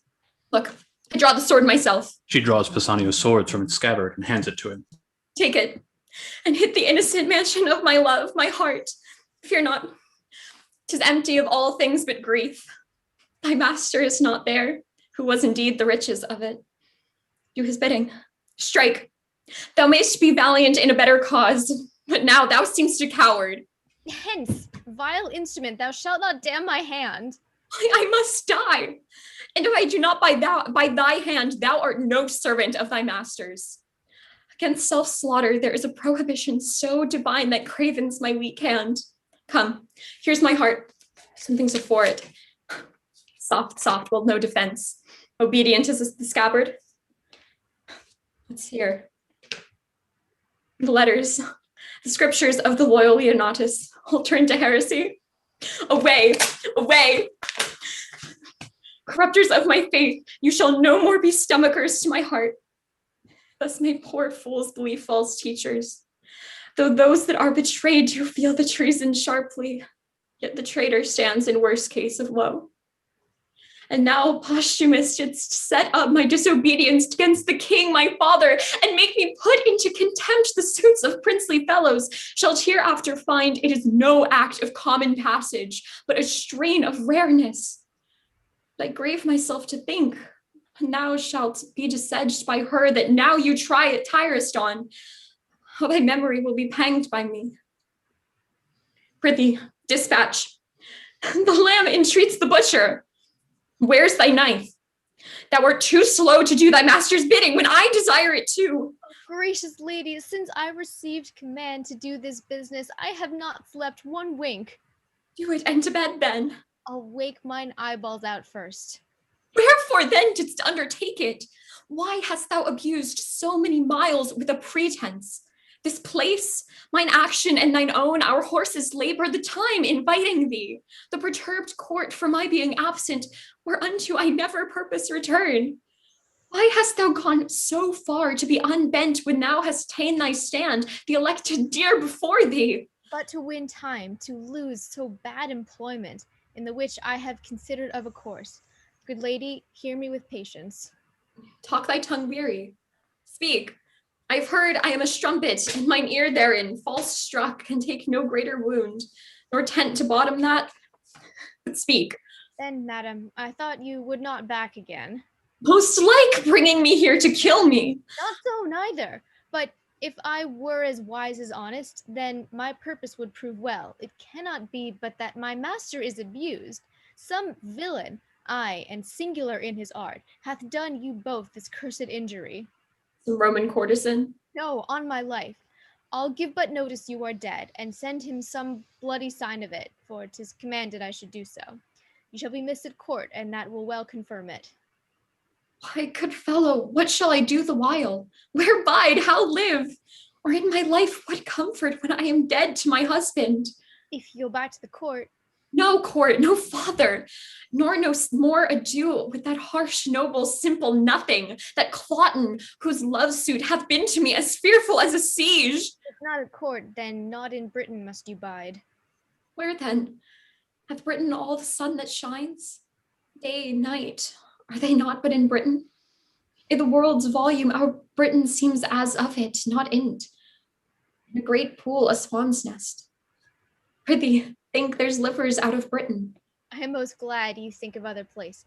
The ambassador, Lucius the Roman, comes to Milford Haven tomorrow. Now, if you could wear a mind dark as your fortune is, and but disguise that which to appear itself must not yet be but by self-danger, you should tread a course pretty and full of view, yea, happily near the residence of Posthumus. so nigh at least that, though his actions were not visible, yet report should render him hourly to your ear as truly as he moves. Oh, for such means, through peril, though peril to my modesty, not death on't, I would adventure. Well then, here's the point. You must forget to be a woman. Change command into obedience, fear and niceness, the handmaids of all women, or more truly, woman it pretty self, into a waggish courage, ready in jibes, quick answered, saucy, and as querulous as the weasel. Nay, you must forget that rarest treasure of your cheek, exposing it. But, oh, the harder heart, alack, no remedy, to the greedy touch of common kissing Titan, and forget your laborsome and dainty trims, wherein you made great Juno angry. Nay, be brief. I see unto thy end, and am almost a man already. First, make yourself but like one. For thinking this I have already fit, 'tis in my cloak bag, doublet, hat, hose, all that answer to them. Would you in their serving, and with what imitation you can borrow from youth of such a season, for noble Lucius, present yourself, desire his service, tell him wherein you're happy, which will make him know, if that his head have ear in music, doubtless with joy he will embrace you, for he's honorable, and doubting that, most holy. Your means abroad, you have me, rich, and I will never fail, beginning nor supplement. Thou art all the comfort the gods will diet me with. Prithee away. There's more to be considered, but will even all that good time will give us. This attempt I am soldier to, and I will abide it with a prince's courage. Away, I prithee. Well, madam, we must take a short farewell, lest being missed I be suspected of your carriage from the court. My noble mistress, here is a box. I had it from the queen. He hands her the box. What's in it is precious. If you are sick at sea or stomach qualmed at land, a dram of this will drive away distemper. To some shade and fit you to your manhood. May the gods direct you to the best. Amen. I thank thee. They exit. Act 3, Scene 5. Enter Cymbeline, the Queen, Cloten, Lucius, lords, and attendants. Thus far, and so farewell. Thanks, royal sir. My emperor hath wrote I must from hence, and am right sorry that I must report you my master's enemy. Our subjects, sir, will not endure his yoke, and for ourself to show less sovereignty than they, must needs appear unkinglike. So, sir, I desire of you a conduct overland to Milford Haven. Madam, all joy befall your grace, and you. My lords, you are appointed for that office. The due of honour in no point omit. So, farewell, noble Lucius. Your hand, my lord. Receive it friendly, but from this time forth, I wear it as your enemy. Sir, the event is yet to name the winner. Fare you well. Leave not the worthy Lucius, good my lords, till he hath crossed the Severn. Happiness. Exit Lucius and lords. He goes hence frowning, but it honors us that we have given him cause. 'Tis all the better. Your valiant Britons have their wishes in it. Lucius hath wrote already to the emperor how it goes here. It fits us therefore ripely our chariots and our horsemen be in readiness. The powers that he hath already in Gallia will soon be drawn to head, from whence he moves his war for Britain. 'Tis not sleepy business, but must be looked to speedily and strongly. Our expectation that it would be thus hath made us forward. But, my gentle queen, where is our daughter? She hath not appeared before the Roman, nor to us hath tendered the duty of the day. She looks us like a thing more made of malice than of duty. We have noted it. Call her before us, for we have been too slight in sufferance. An attendant exits. Royal sir, since the exile of Posthumus most retired hath her life been, the cure whereof, my lord, 'tis time must do. Beseech your majesty, forbear sharp speeches to her. She's a lady, so tender of rebukes that words are strokes, and strokes death to her. Enter attendant. Where is she, sir? How can her contempt be answered? Please you, sir, her chambers are all locked, and there's no answer that will be given to the loudest noise we make. My lord, when last I went to visit her, she prayed me to excuse her keeping close, whereto constrained by her infirmity, she should that duty leave unpaid to you, which daily she was bound to proffer. This she wished me to make known, but our great court made me to blame in memory. Her door was locked, not seen of late. Grant heaven that which I fear prove false. He exits with attendant. Son, I say follow the king. That man of hers, Pisanio, her old servant, I have not seen these 2 days. Go, look after. Lawton exits. Pisanio, thou that standest so for Posthumus, he hath a drug of mine. I pray his absence proceed by swallowing that, for he believes it is a thing most precious. But for her, where is she gone? Haply despair hath seized her, or winged with fervor of her love, she's flown to her desired Posthumus. Gone she is, to her death or to dishonor, and my end can make good use of either. She being down, I have the placing of the British crown. Enter Cloten. How now, my son? 'Tis certain she is fled. Go in and cheer the king. He rages. None dare come about him. All the better. May this night forestall him of the coming day. The queen exits with attendants. I love and hate her, for she's fair and royal, and that she hath all courtly parts more exquisite than ladies, woman. From every one the best she hath, and she of all compounded outsells them all. I love her therefore, but disdaining me and throwing favors on the low Posthumus slanders so her judgment that what's else rare is choked. And in that point I will conclude to hate her, nay, indeed, to be revenged upon her. For when fools shall... Enter Pisanio. Who is here? What are you packing, Sirrah? Come hither. Ah, your precious pander. Villain, where is thy lady? In a word, or else thou art straight away with the fiends. He draws a sword. Oh, good my lord. Where is thy lady? Or by Jupiter, I will not ask again. Close, villain, I'll have the secret from thy heart, or rip thy heart to find it. Is she with Posthumus, from whose so many weights of baseness cannot a dram of worth be drawn? Alas, my lord, how can she be with him? When was she missed? He is in Rome. Where is she, sir? Come nearer. No farther halting. Satisfy me home. What is become of her? Oh, my all-worthy lord. All-worthy villain, discover where thy mistress is at once, and at the next word, no more of worthy lord. Speak, or thy silence on the instant is thy condemnation and thy death. Then, sir, this paper is the history of my knowledge touching her flight. Let's see it.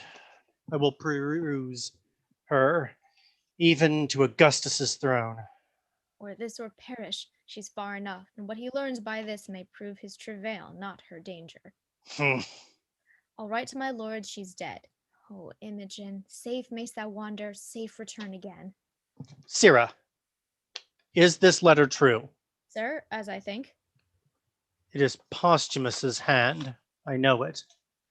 Sirrah, if thou wouldst not be a villain, but do me true service, undergo those employments wherein I should have cause to use thee with a serious industry, that is, what villainy soe'er I bid thee do, to perform it directly and truly. I would think thee an honest man. Thou shouldst neither want my means for thy relief, nor my voice for thy preferment. Well, my good lord. Wilt thou serve me? For since patiently and constantly thou hast struck to the bare fortune of that beggar Posthumus, thou canst not in the course of gratitude but be a diligent follower of mine. Wilt thou serve me? Sir, I will. Give me thy hand. Here's my purse. Hast any of thy late master's garments in thy possession? I have, my lord, at my lodging, the same suit he wore when he took leave of my lady and mistress. The first service thou dost me, fetch that suit hither. Let it be thy first service. Go. I shall, my lord. He exits. Meet thee at Milford Haven. I forgot to ask him one thing. I'll remember it anon. Even there, thou villain Posthumus, I will kill thee. I would these garments were come.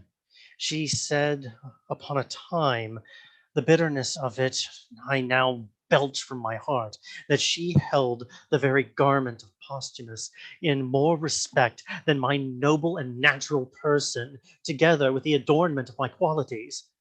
With that suit upon my back, I will ravish her. First, kill him, and in her eyes. There shall she see my valor, which will then be a torment to her contempt. He on the ground, my speech of insultment ended on his dead body, and when my lust hath dined, which, as I say, to vex her, I will execute in the clothes that she so praised. To the court I'll knock her back, foot her home again. She hath despised me rejoicingly, and I'll marry in my revenge. Enter Pisanio with the clothes. Be those the garments? Aye, my noble lord. How long is it since we went to Milford Haven? She can scarce be there yet. Bring this apparel to my chamber. That is the second thing I have commanded thee. The third is that thou wilt be a voluntary mute to my design. Be but duteous, and true preferment shall tender itself to thee. My revenge is now at Milford. I would I had wings to follow it. Come and be true. He exits. Thou bidst me to my loss, for true to thee were to prove false, which I will never be, to him that is most true. To Milford go, and find not her whom thou pursuest. Flow, flow you heavenly blessings on her. This fool's speed be crossed with slowness, labor be his meed. He exits. Act 3, Scene 6. Enter Imogen alone, dressed as a boy, Fidele.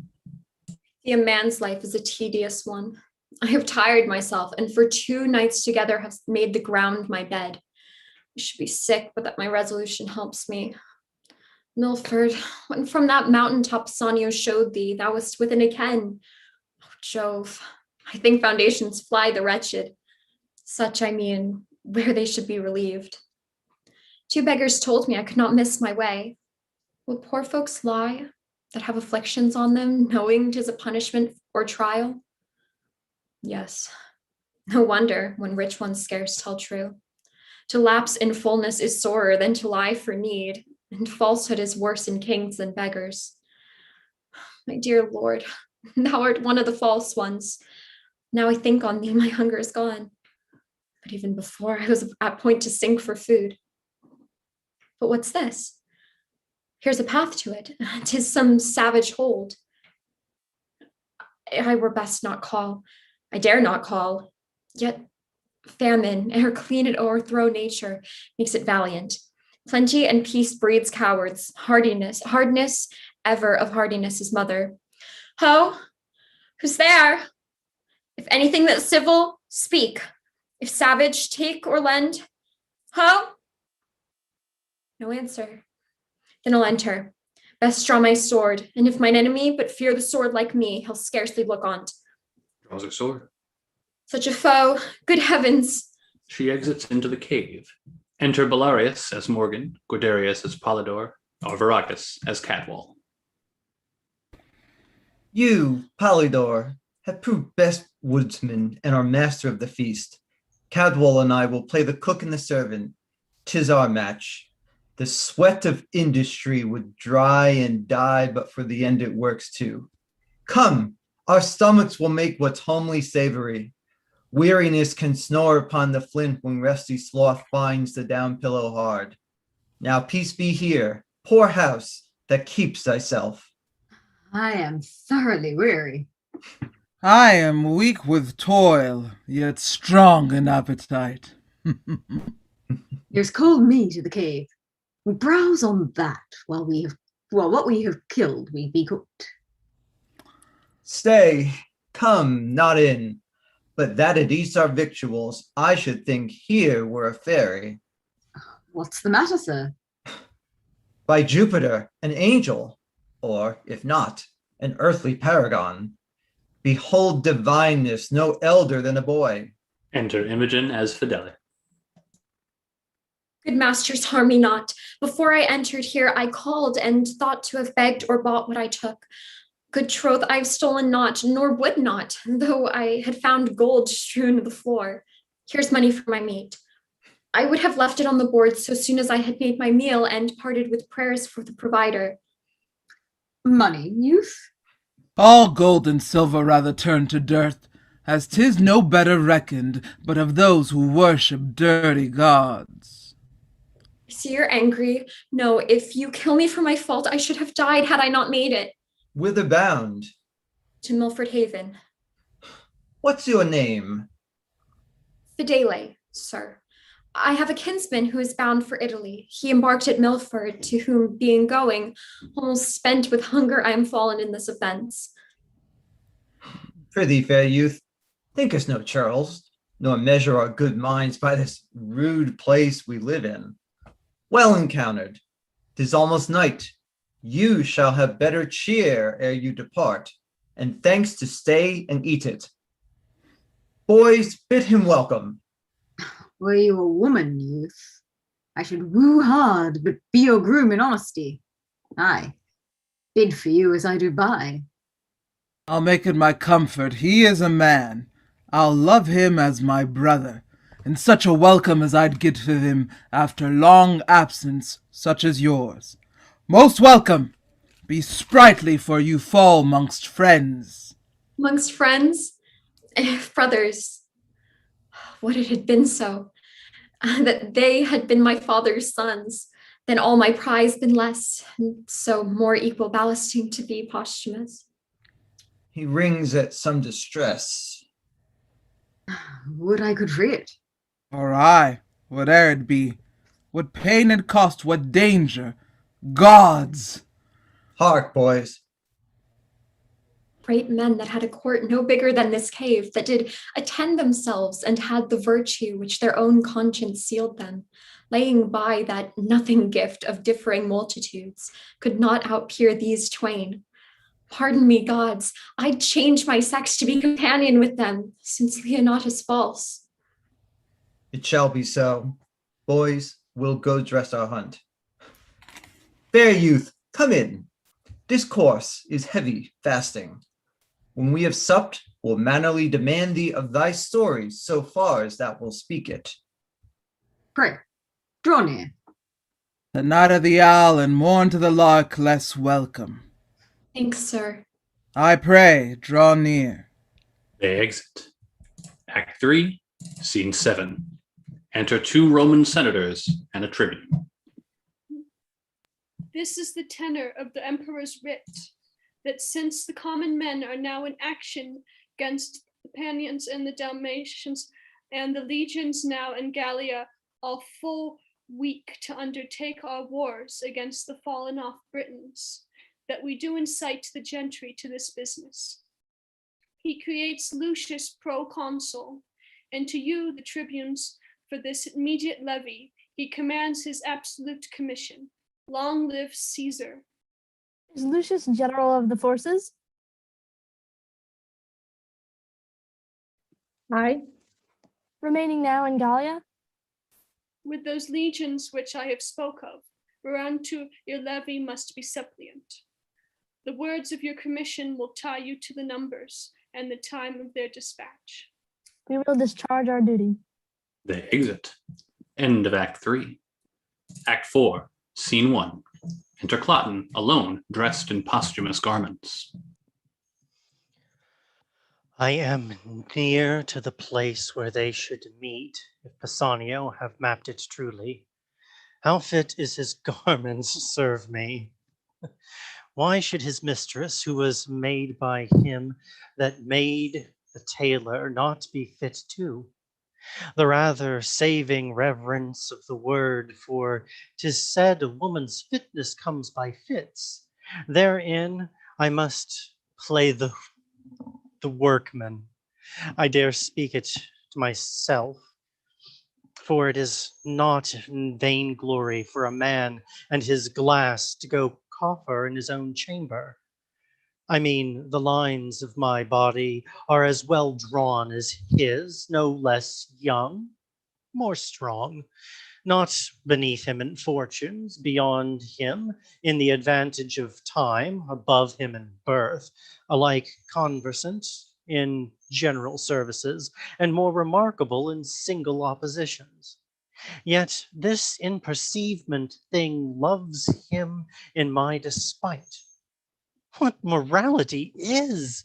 Posthumus, thy head, which now is growing upon thy shoulders, shall within this hour be off, and thy mistress enforced, thy garments cut to pieces before thy face, and all this done, spurn her home to her father, who may happily be a little angry o'er my so rough usage. But my mother, having power of his testiness, shall turn into all my condemnations. My horse is tied up safe, out sword, and to a sore purpose. Fortune put them into my hand. This is the very description of their meeting place, and the fellow dares not deceive me. Draws his sword and exits. Act 4, Scene 2. Enter Belarius as Morgan, Guiderius as Polydor, Arviragus as Cadwal, and Imogen as Fidele from the cave. You are not well. Remain here in the cave. We'll come to you after hunting. Brother, stay here. Are we not brothers? So man and man should be, but clay and clay differs in dignity, whose dust is both alike. I am very sick. Go you to hunting. I'll abide with him. So sick I am not, yet I am not well, but not so citizen as wanton as to seem to die ere sick. So please you leave me, stick to your journal course. The breach of custom is breach of all. I am ill, but your being by me cannot amend me. Society is no comfort to one not sociable. I am not very sick, since I can reason of it. Pray you trust me here. I'll rob none but myself, and let me die stealing so poorly. I love thee. I have spoke it. How much the quantity, the weight is as much as I do love my father. What? How? How? If it be sin to say so, sir, I yoken my good brother's fault. I know not why I love this youth, and I have heard you say love's reasons without reason. The beer adore and a demand who is shall die. I'd say my father, not this youth. O noble strain, O worthiness of nature, breed of greatness. Cowards father cowards, and base things sire base. Nature hath meal and bran, contempt and grace. I'm not their father, yet who this should be doth miracle itself, loved before me. 'Tis the 9th hour of the morn. Brother, farewell. I wish you sport. You health. So please you, sir. These are kind creatures. Gods, what lies I have heard. Our courtiers say all savage but at court. Experience, oh thou disproved'st report. The imperious seas breeds monsters, for the dish pour tributary rivers as sweet fish. I am sick still, heartsick. Sonio, I'll now taste of thy drug. She swallows the drug. I could not stir him. He said he was gentle but unfortunate, dishonestly afflicted, but yet honest. Thus did he answer me, yet said hereafter I might know more. To the field, to the field. We'll leave you for this time. Go in and rest. Will not be long away. Pray, be not sick, for you must be our housewife. Well or ill, I am bound to you. And shalt be ever. Imogen exits into the cave. This youth, however distressed, appears he hath good ancestors. How angel-like he sings. But his neat cookery. He cuts our roots in characters and sauced our broths as Juno had been sick and he her dieter. Nobly he yokes the smiling with a sigh, as if the sigh was that it was for not being such a smile, the smile mocking the sigh that it would fly from so divine a temple to commix with winds that sailors rail at. I do note that grief and patience, rooted in them both, mingle their spurs together. Grow patience, and let the stinking elder grief untwine his perishing root with the increasing vine. It is great morning. Come away. Who's there? Enter Cloten. I cannot find those run gates. That villain hath mocked me. I am faint. Those runagates? Means he not us? I partly know him. 'Tis Cloten, the son of the queen. I fear some ambush. I saw him not these many years, and yet I know 'tis he. We are held as outlaws. Hence. He is but one. You and my brother search what companies are near. Pray you, away. Let me alone with him. Larius and Overagus exit. Soft. What are you that fly me thus? Some villain mountaineers? I have heard of such. What slave art thou? A thing more slavish did I ne'er than answering a slave without a knock. Thou art a robber, a lawbreaker, a villain. Yield thee, thief. To who? To thee? What art thou? Have not I an arm as big as thine? A heart as big? Thy words, I grant, are bigger, for I wear not my dagger in my mouth. Say what thou art, why I should yield to thee. Thou base villain, knowst me not by my clothes? No, nor thy tailor, rascal. Who is thy grandfather? He made those clothes, which, it seems, make thee. Thou precious varlet, my tailor made them not. Hence, then, and thank the man that gave them to thee. Thou art some fool. I am loath to beat thee. Thou injurious thief! Hear but my name and tremble. What's thy name? Cloten, thou villain. Cloten, thy double villain, be thy name. I cannot tremble at it. Were it toad or adder, spider, it would move me sooner. To thy further fear, nay, to thy mere confusion, thou shalt know I am the son of the queen. I'm sorry for it, not seeming so worthy as thy birth. Art not afeard? Those that I reverence, those I fear, the wise. At fools I laugh, not fear them. Die the death. When I have slain thee with my proper hand, I'll follow those that even now fled hence, and on the gates of Ludstown set your heads. Yield, you rustic mountaineer. They fight and exit. Enter Belarius as Morgan and Overagus as Cadwal. No companies abroad. None in the world.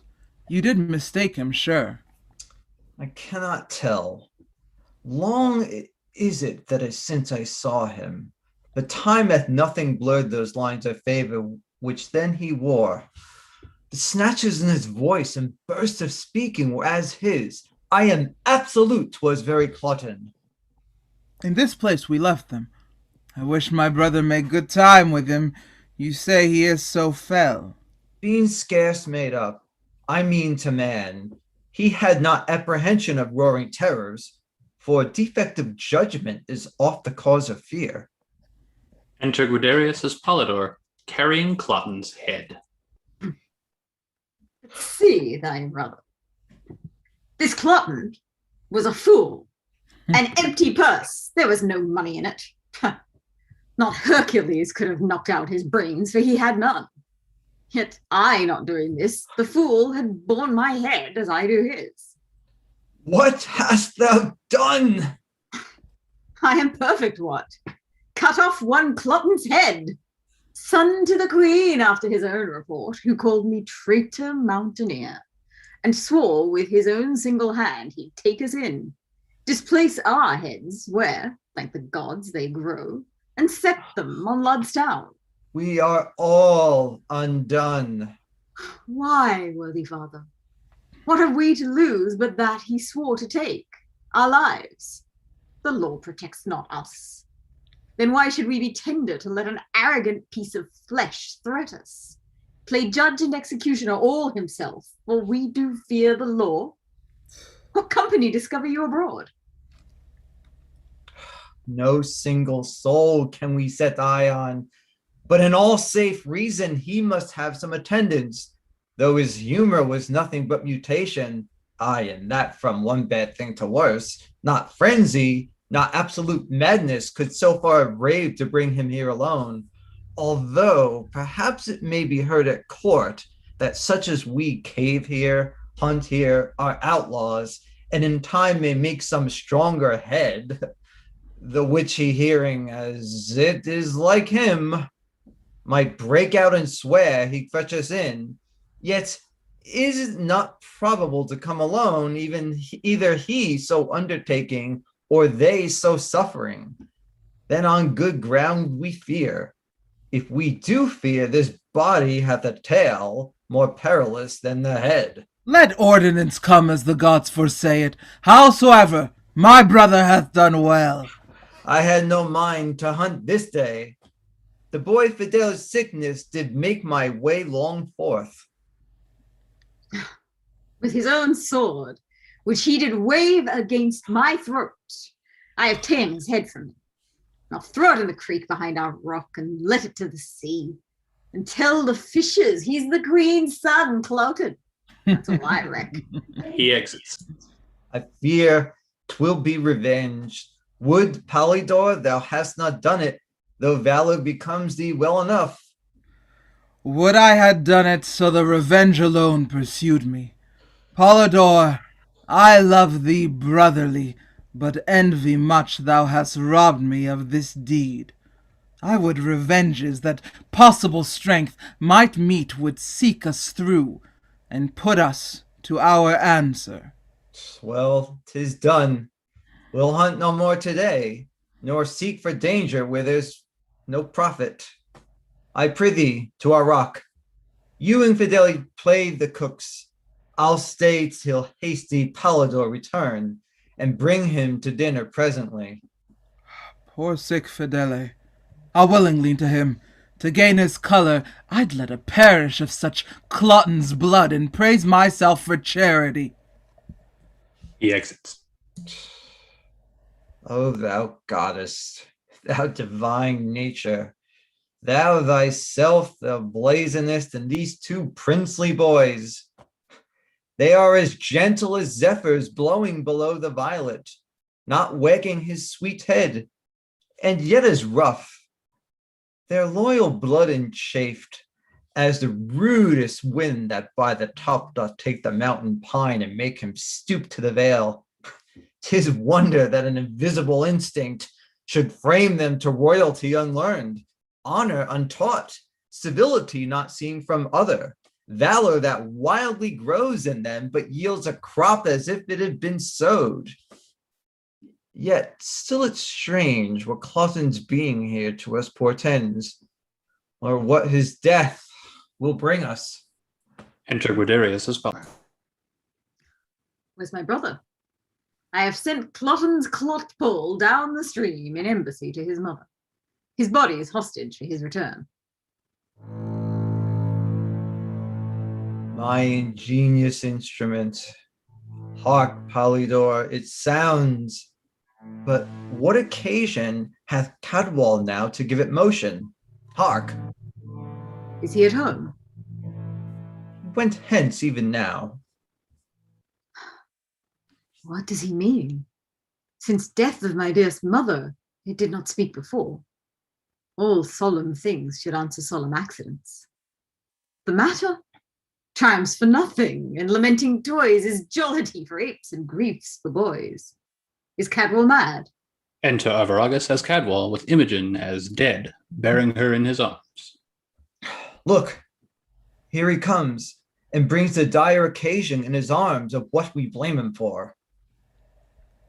The bird is dead, that we have made so much on. I had rather have skipped from 16 years of age to 60, to have turned my leaping time into a crutch that have seen this. Oh, sweetest, fairest lily, my brother wears thee not the one half so well as when thou grewest thyself. O melancholy, whoever yet could sound thy bottom, find the ooze to show what coast thy sluggish crab might easily harbor in. Thou blessed thing, Jove knows what man thou mightest have made, but I, thou dietest, the most rare boy of melancholy. How found you him?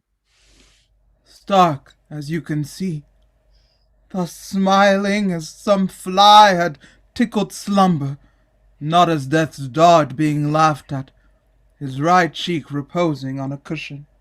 Where? Oh, on the floor, his arms thus leagued, I thought he slept, and put my clouted brogues from off my feet, whose rudeness answered my steps too loud. Why, he but sleeps. If he be gone, he'll make his grave a bed. With female fairies will his tomb be haunted, and worms will not come to thee. With fairest flowers, while summer lasts and I live here, Fidele, I'll sweeten thy sad grave. Thou shalt not lack the flower that's like thy face, pale primrose, nor the azured harebell like thy veins, no, nor the leaf of eglantine, whom, not to slander, outsweeten not thy breath. The ruddock would with charitable bill, O bill, sore shaming those rich left heirs that let their fathers lie without a monument, bring thee all this, yea, and furred moss besides, when flowers are none to winter ground thy course. Prithee, have done. Do not play in wench-like words with that which is so serious. Let us bury him, and not protract with admiration what is now due debt. To the grave. Say, where shall's lay him? By good Euryphile, our mother. Be it so. And let us, Polydor, though now our voices have got the mannish crack, sing him to the ground, as once to our mother. Use like note and word, save that Euryphile must be Fidele. Cadwal, I cannot sing. I'll weep and word it with thee, for notes of sorrow out of tune are worse than priests and fanes that lie. We'll speak it then. Great griefs I see, medicine the less, for Cloten is quite forgot. He was a queen's son, boys, and though he came our enemy, remember he was paid for that. Though mean and mighty, rotting together, have one dust, yet reverence, that angel of the world, doth make distinction of place between high and low.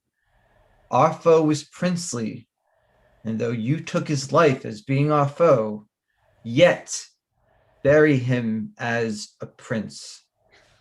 Pray you fetch him hither. Thersites' body is as good as Ajax's when neither is alive. If you'll go fetch him, we'll say our song the whiles. Brother, begin! Belarius exits. Nay, Cadwal, who must lay his head to the east. My father had a reason for it. 'Tis true. Come on then, and remove him. They move Imogen's body. So begin. Fear no more the heat of the sun, nor the furious winter's rages. Thou thy worldly task hast done. Home art gone, and ta'en thy wages. Golden lads and girls all must, as chimney sweepers, come to dust. Fear no more the frown of the great. Thou art past the tyrant's stroke. Care no more to clothe and eat. To thee the reed is as the oak. The sceptre learning physic must all follow this and come to dust. Fear no more the lightning flash, nor thou dreaded thunderstone. fear not slander, censure rash. Thou hast finished joy and moan. For lovers young, for lovers must consign to thee and come to dust. No exercise harm thee, nor no witchcraft charm thee. Ghost unlaid forbear thee. Nothing ill come near thee. Quiet consummation have, and renowned be thy grave.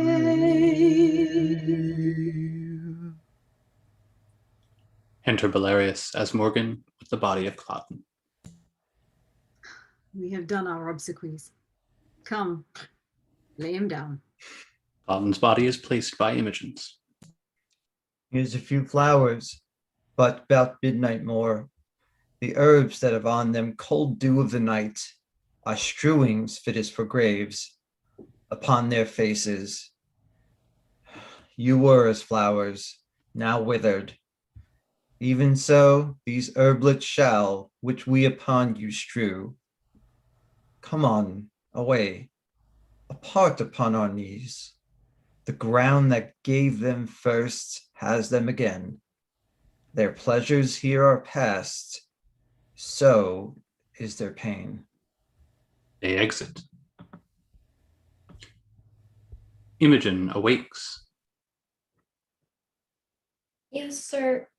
To Milford Haven, which is the way. I thank you. By yon bush. Pray, how far 'tis thither?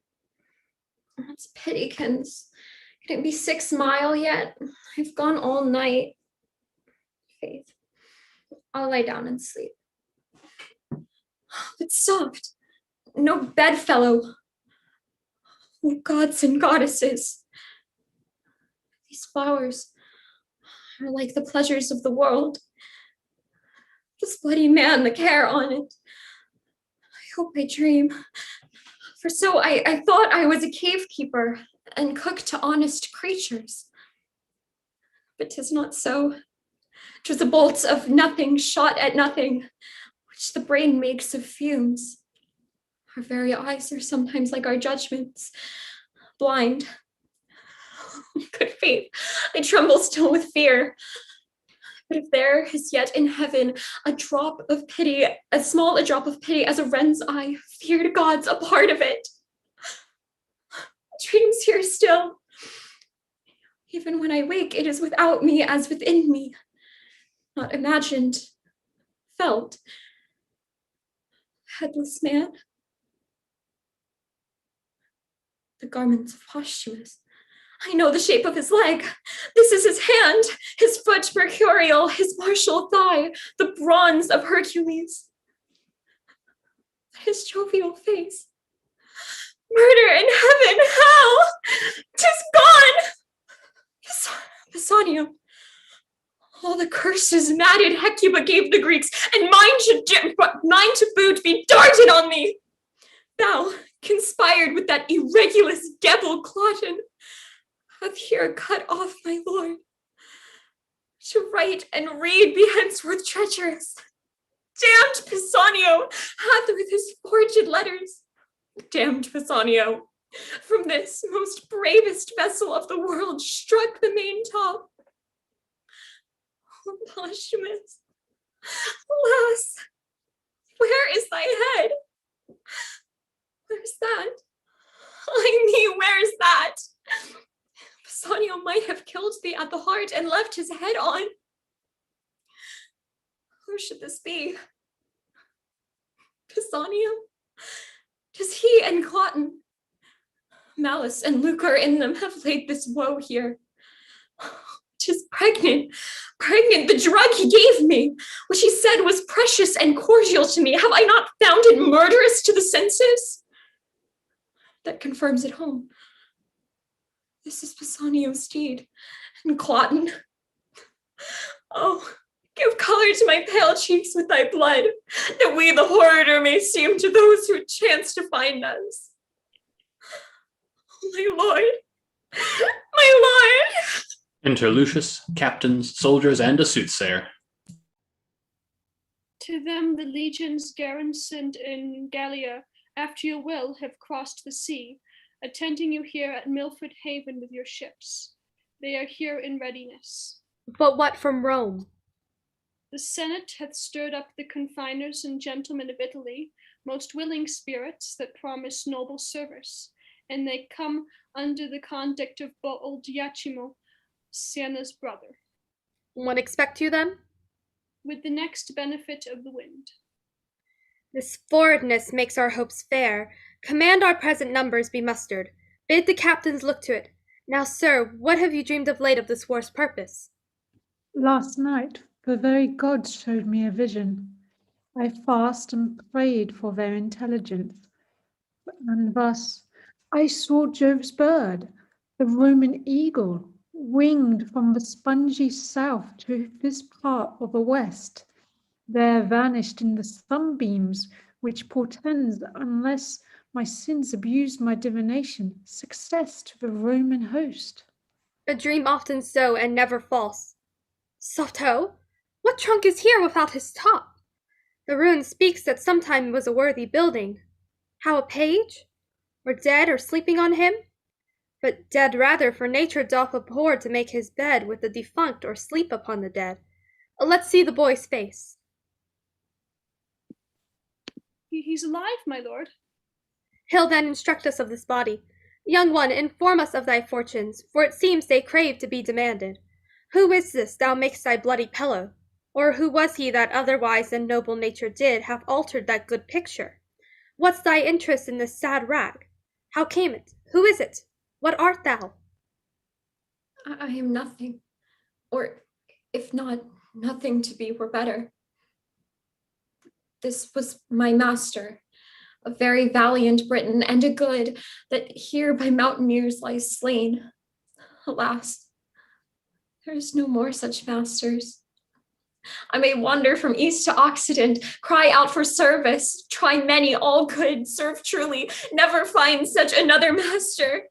Alack, good youth, thou movest no less with thy complaining than thy master in bleeding. Say his name, good friend. Richard Duchamp. If I do lie and do no harm by it, though the gods hear, I hope they'll pardon it. Say you, sir? Thy name? Fidele, sir. Thou dost approve thyself the very same. Thy name well fits thy face, thy faith thy name. Will take thy chance with me. I will not say thou shalt be so well mastered, but be sure no less beloved. The Roman emperor's letter sent by a consul to me should not sooner than thine own work prefer thee. Go with me. I'll follow, sir.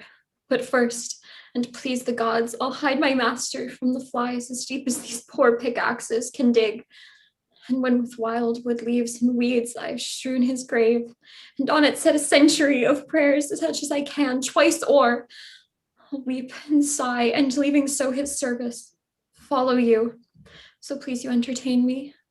Aye, good youth, and rather father thee than master thee. My friends, the boy have taught us many manly duties. Let us find out the prettiest daisy plot we can, and make him with our pikes and partisans a grave.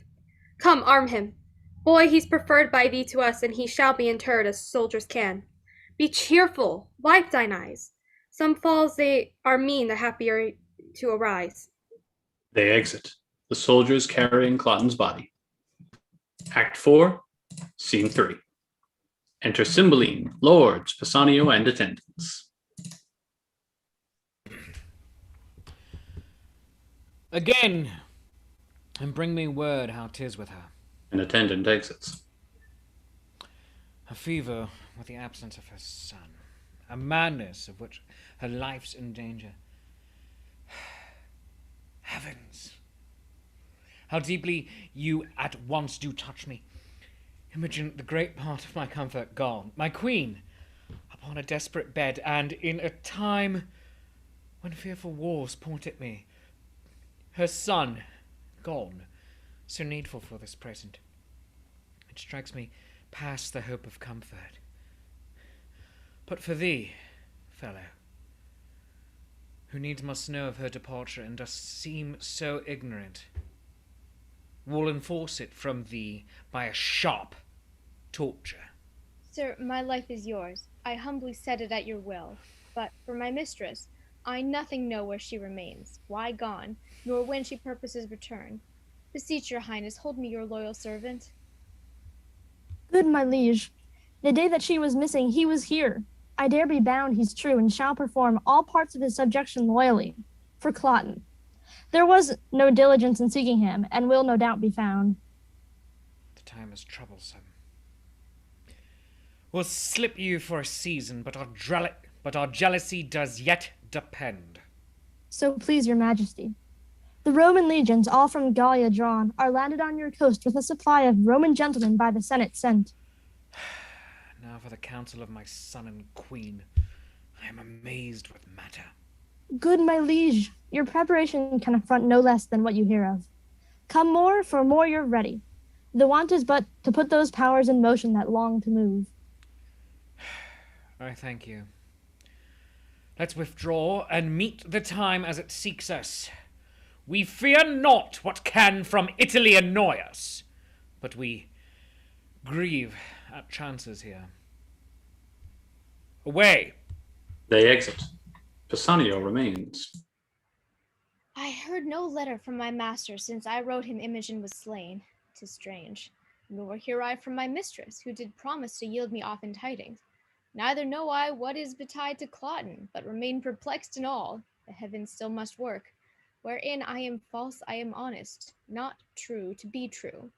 These present wars shall find I love my country, even to the note of the king, or I'll fall in them. All other doubts, by time let them be cleared. Fortune brings in some boats that are not steered. He exits. Act 4, Scene 4. Enter Belarius as Morgan, Guiderius as Polydor, and Arviragus as Cadwal. The noise is round about us. Let us from it. What pleasure, sir, find we in life to lock it from action and adventure? Nay, what hope have we in hiding us? This way the Romans must, or for Britain slay us or receive us for barbarous and unnatural revolts during their use, and slay us after. Sons, we'll hire to the mountains, there secure us. To the king's party there's no going. Newness of Cloten's death, we being not known, not mustered among the bands, may drive us to a render where we have lived, and so extort from us that which we have done, whose answer would be death drawn on with torture. This is a doubt in such a time, nothing becoming you, nor satisfying us. It is not likely that when they hear the Roman horses neigh, behold their quartered fires, have both their eyes and ears so cloyed importantly as now, that they will waste their time upon our note to know from whence we are. Oh, I am known of many in the army, many years, though Cloten then but young, you see not wore him from my remembrance. And besides, the king hath not deserved my service, nor your loves, who find in my exile the want of breeding, the certainty of this hard life.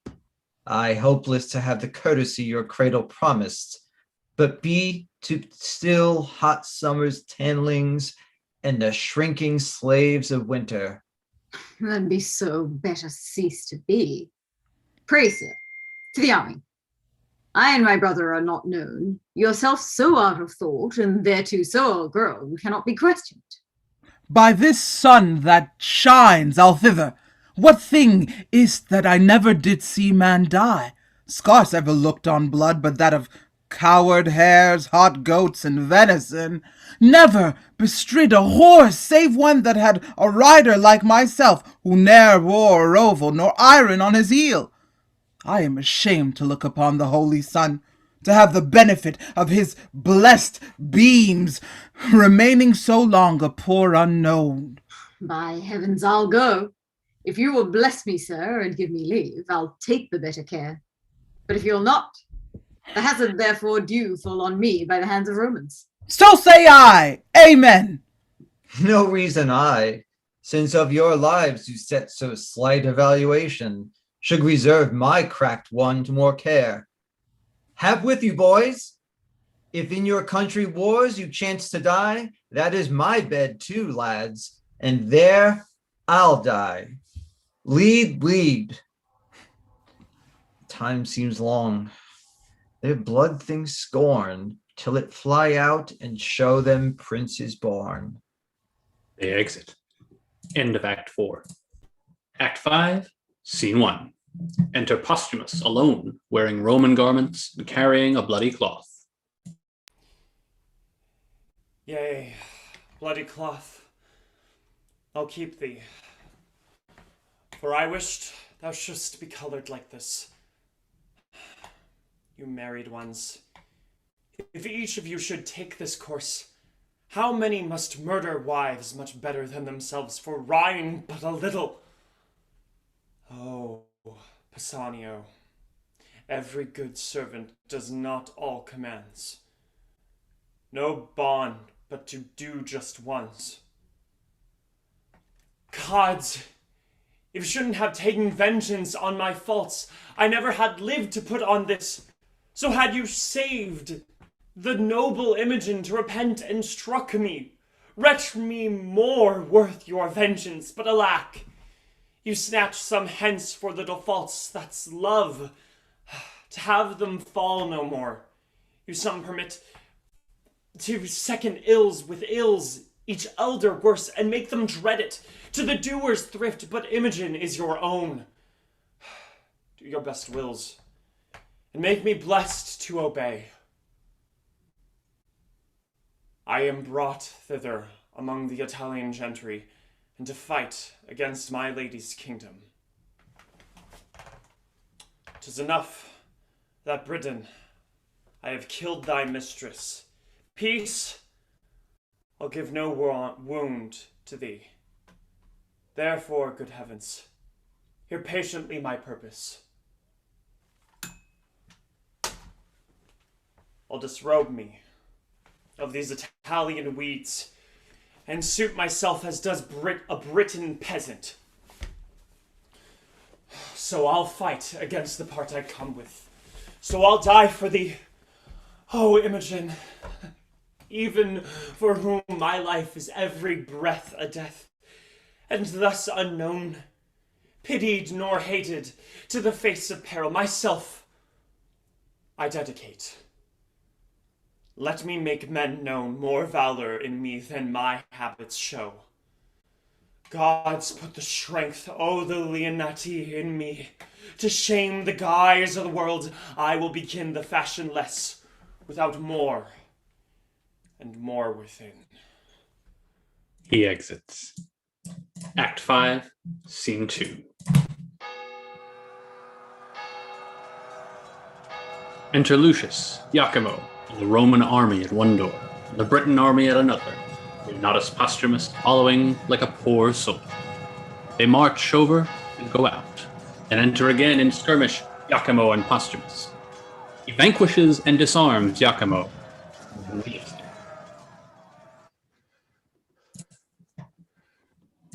Heaviness and guilt within my bosom takes off my manhood.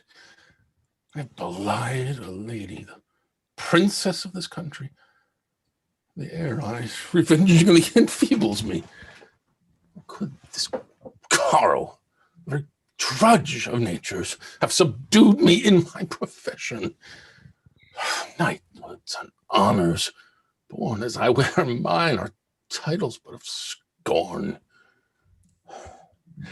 If thy gentry, Britain, go before this lout, as he exceeds our lords, the odds is that we scarce are men, and you are gods.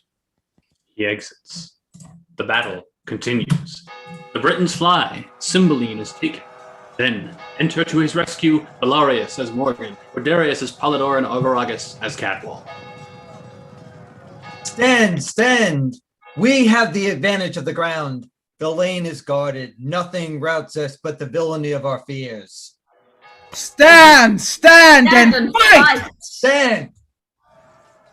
Enter Posthumus and seconds the Britons. They rescue Cymbeline and Eglu. Then enter Lucius, Iachimo, and Imogen as Fidele. Away, boy, from the troops and save thyself, for friends kill friends, and the disorders such as war were hoodwinked. Is there fresh supplies? It is a day turned strangely, or betimes, let's reinforce or fly. They exit. Act 5, Scene 3. Enter Posthumus and a Briton lord. Camest thou from where they made the stand? I did, though you, it seems, come from the flyers. I. No blame be to you, sir, for all was lost.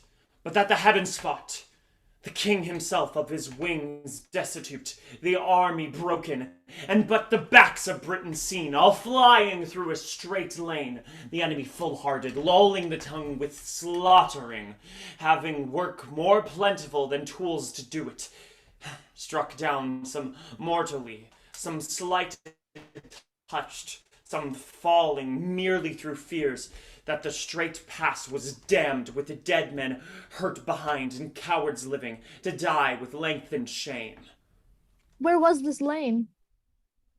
Close by the battle, ditched and walled with turf, which gave advantage to an ancient soldier, an honest one, I warrant, who deserved so long a breeding as his white beard came to, in doing this for's the country.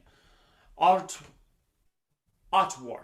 the lane, he with his striplings, lads more like to run, the country base then to commit such slaughter, with faces fit for masks, and rather fairer than those for preservation, caste or shame, made good the passage, cried to those that fled, our Britons' hearts die flying, not our men, to the darkest fleets, souls that fly backwards, stand, or we are Romans, and will give you that like a beast, which you shun beastly and may save, but to look back and frown, stand, stand!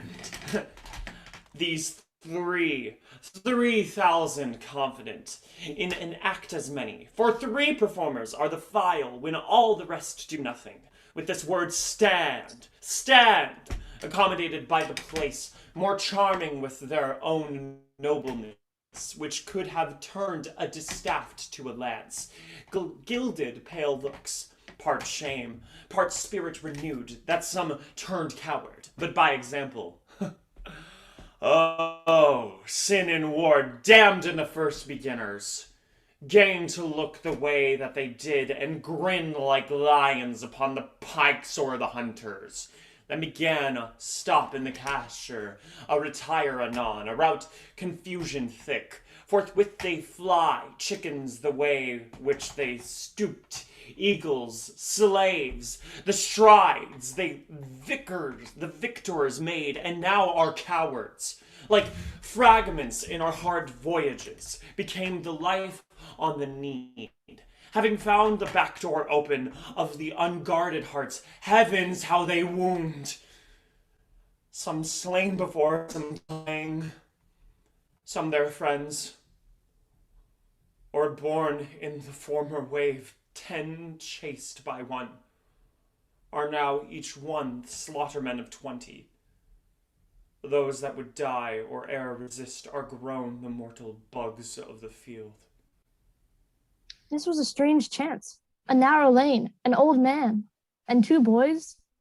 Nay, do not wonder at it. You are made rather to wonder at the things you hear than to work any. Will you rhyme upon it, and invent it for a mockery? Here is one. 2 boys, an old man, twice a boy, a lane, preserved to the Britons, was the Romans' bane. Nay, be not angry, sir. Black to what end? Who dares not stand his foe? I'll be his friend, for if he'll do as he is made to do, I know he'll quickly fly from my friendship too. You have put me into rhyme. Farewell, you're angry. He exits. Still going? This is a lord! A noble misery to be in the field and ask, what news of me? Today, how many would have given their honors to be saved? Their carcasses took heel to do it and yet died too.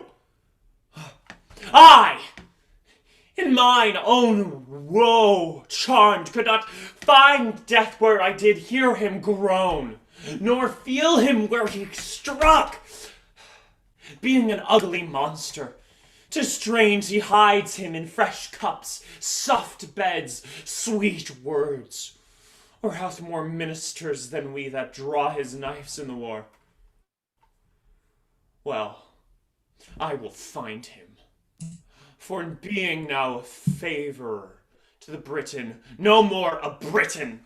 He removes his peasant costume. I have resumed again the part I came in.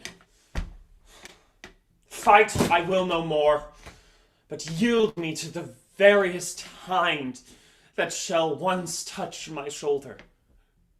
Great the slaughter is here, made by the Roman. Great the answer be, Britons must take. For me, my ransom's death. On either side I come to spend my breath, which neither here I'll keep nor bear again, but end it by some means for Imogen. Enter 2 Briton captains and soldiers. Great Jupiter, be praised. Lucius is taken. 'Tis thought the old man and his sons were angels. There was a 4th man in a silly habit that gave the affront with them. So 'tis reported, but none of them can be found. Stand, who's there? A Roman, who had not now been dropping here if seconds had answered him. Lay hands on him. A dog, a leg of Rome, should not return to tell what crows have pecked them here. He brags his service as if he were of note. Bring him to the king. Enter Cymbeline, attendants, Belarius as Morgan, Guiderius as Polydor, Avaragus as Cadwal, Pisanio, soldiers, and Roman captains. The captains present Posthumus to Cymbeline, who delivers him over to a jailer. They exit. Act 5, Scene 4. Enter Posthumus in chains and 2 jailers. You shall not now be stolen. You have locks upon you, so grave as you find pasture. Or Aye, or a stomach.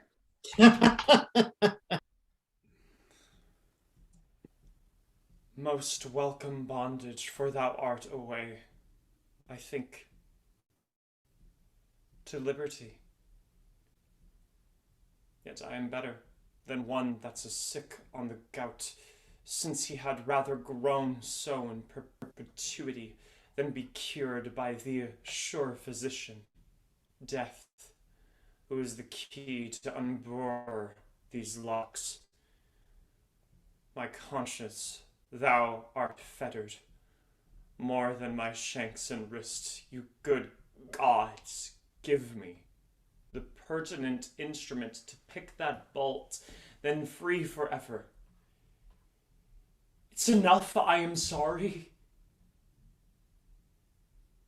So children temporal fathers do appease. Gods are more full of mercy. Must I repent? I cannot do it better than in gyves. Desired more than constrained.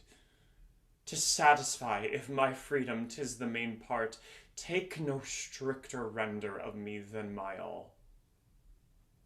I know you are more clement than vile men, who are of their broken debtors, take a third, a sixth, a tenth, letting them thrive again.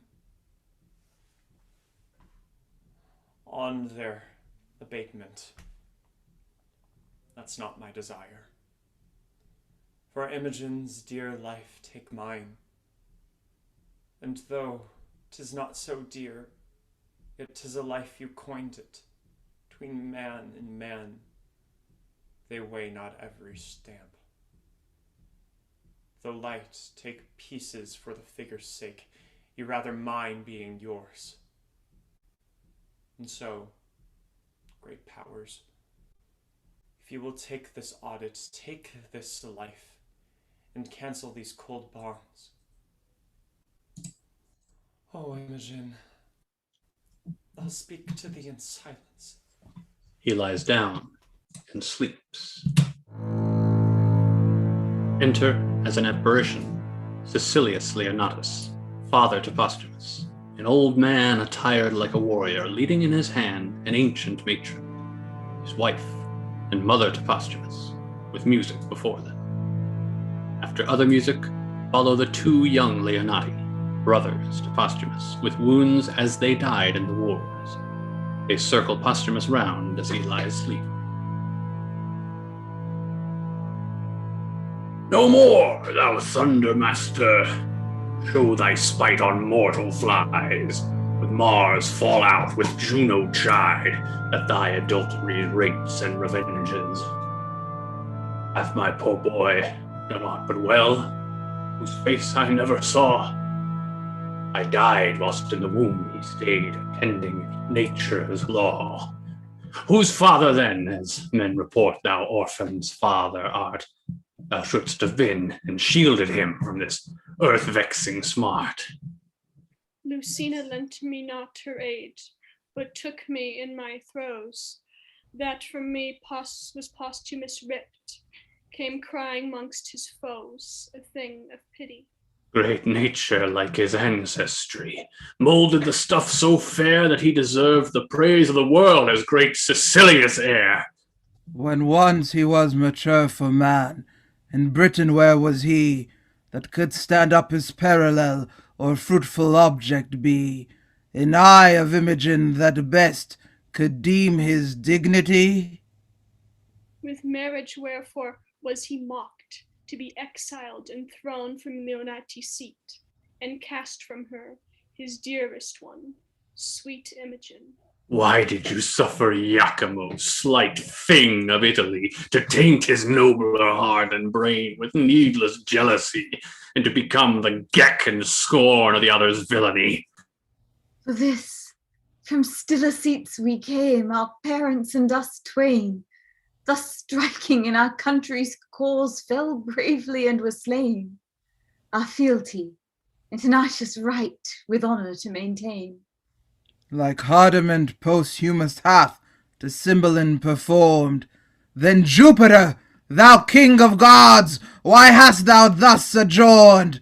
The graces for his merits due, being all to dolours turned? Thy crystal window ope, look out! No longer exercise upon a valiant race thy harsh and potent injuries. Since Jupiter, our son, is good, take off his miseries. Peep through thy marble mansion. Help, or we poor ghosts will cry to the shining synod of the rest against thy deity. Help, Jupiter! Or we appeal and from thy justice fly.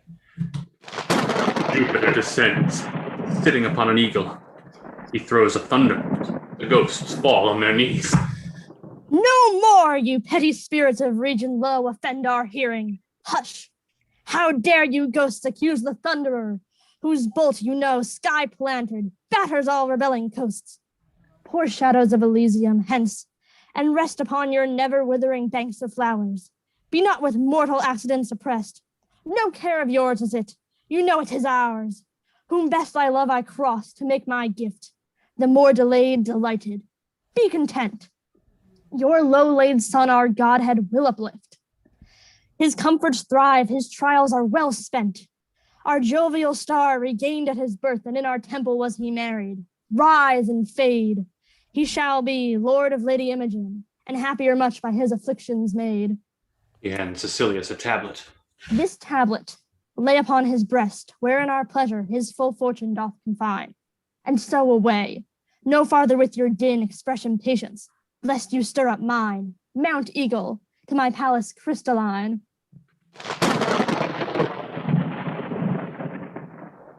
He came in thunder. His celestial breath was sulphurous to smell.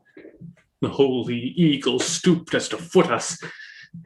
His ascension is more sweet than our blessed fields. His royal bird preens the immortal wing and cloys his beak as when his god is pleased. Thanks, Jupiter! The marble pavement closes. He has entered his radiant roof. Away, to be blessed. Let us with care perform his great behest. Places the tablet on Posthumus' breast. They vanish.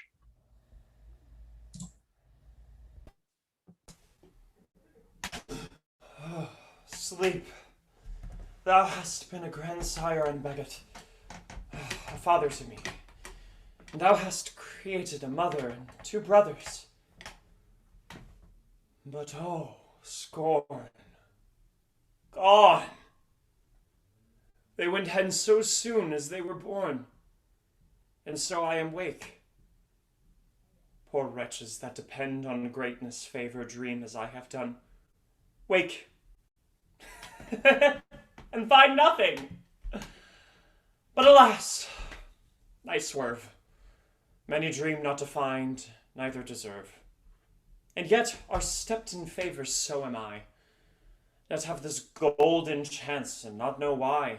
He finds the tablet. What fairies haunt this ground? A book? Oh, rare one. Not as is our fangled world, a garment nobler than that is covers. Let thy effects so follow to be, most unlike our courtiers, as good as promise. Whenas a lion's whelp shall, to himself unknown, without seeking find, and be embraced by a piece of tender air, and when from a stately cedar shall be lopped branches which, being dead many years, shall after revive, be jointed to the old stock, and freshly grow, then shall Posthumus end his miseries. Britons be fortunate, and flourish in peace and plenty. 'Tis still a dream, or else such a stuff as madmen, tongue and brain not, either both or nothing, or senseless speaking, or a speaking such as sense cannot untie. But what it is, the action of my life is like it, which I'll keep it but for sympathy. Enter the jailer. Comfort, are you ready for death? Over roasted, rather, ready long ago. Hanging is the word, sir. If you be ready for that, you are well cooked. So if I proved a good repast to the spectators, The dish pays the shot. A heavy reckoning for you, sir. But the comfort is you shall be called to no more payments. Fear no more tavern bills, which are often the sadness of parting as the procuring of mirth. You come in faint for want of meat, depart reeling with too much drink. Sorry that you have paid too much, and sorry that you are paid too much. Purse and brain both empty. The brain the heavier for being too light. The purse too light being drawn of heaviness. All of this contradiction you shall now be quit. All the charity of a penny cord. It sums up thousands in a trice. You have no true debtor and creditor but it. Of what's past is, and to come the discharge. Your neck, sir, is pen, book, and counters. So, the acquittance follows.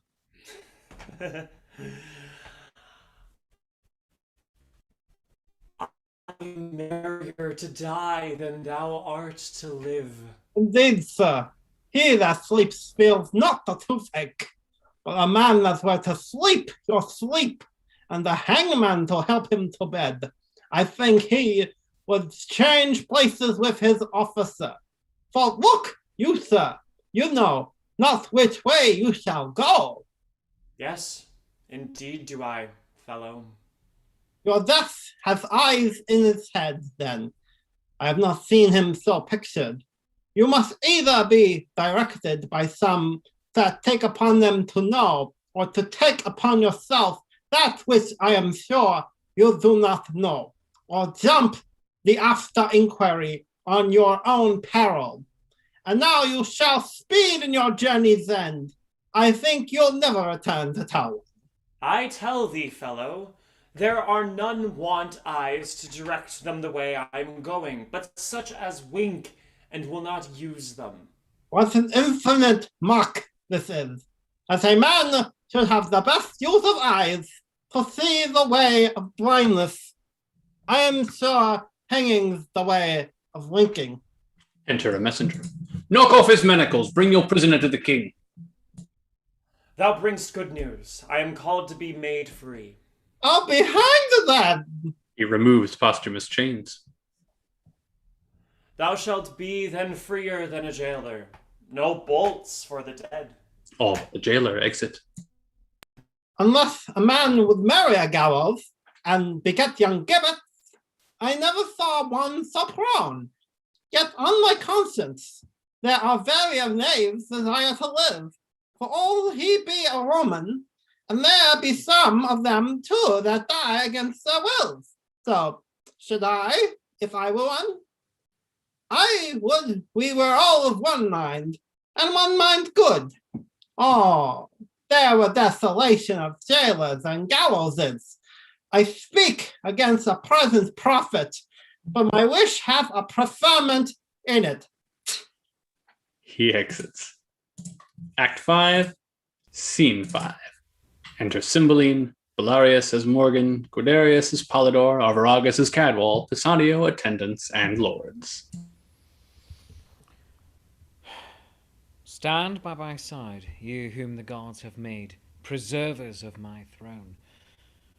Woe is my heart, that the poor soldier that so richly fought, whose rags shamed gilded arms, whose naked breasts stepped before targes of proof, cannot be found. He shall be happy that can find him, if our grace can make him so. I never saw such noble fury in such poor a thing, such precious deeds in one that promised naught but beggary and poor looks. No tidings of him? He hath been searched among the dead and living, but no trace of him.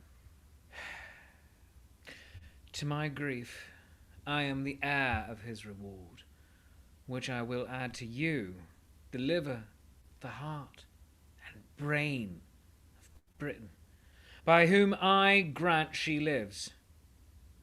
'Tis now the time to ask of whence you are. Report it. Sir, in Cambria are we born, and gentlemen.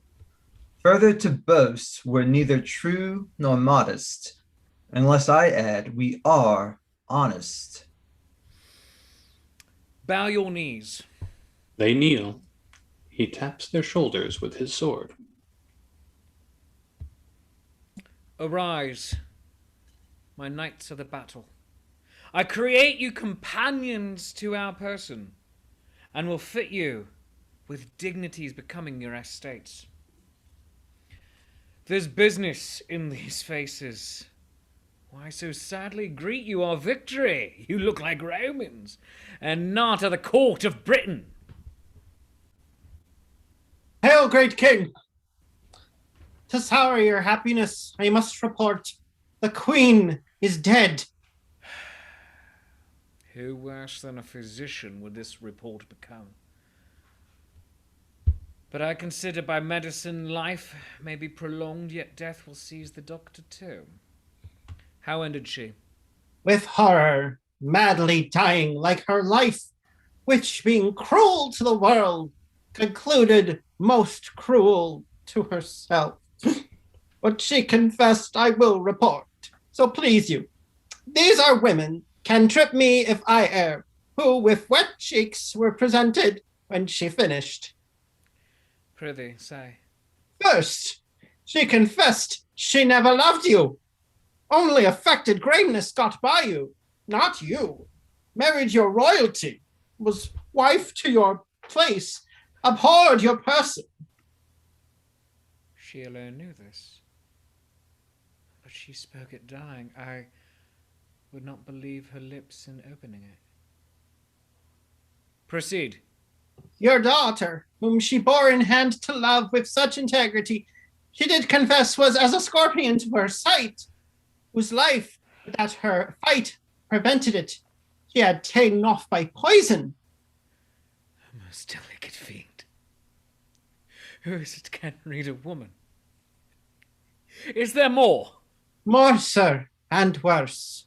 She did confess she had for you a mortal mineral, which, being took, should by the minute feed on life, and lingering by inches waste you. In which time she purposed, by watching, weeping, tendant, kissing, to overcome you with her show, and in time, when she had fitted you with her craft to work her son into the adoption of the crown, but failing of her end by his strange absence, grew shameless, desperate, opened in despite of heaven and men. Her purposes, repented, the evils she hatched were not effected, so despairing died. Heard you all this, her women? Did, so please your highness. Mine eyes were not in fault, for she was beautiful.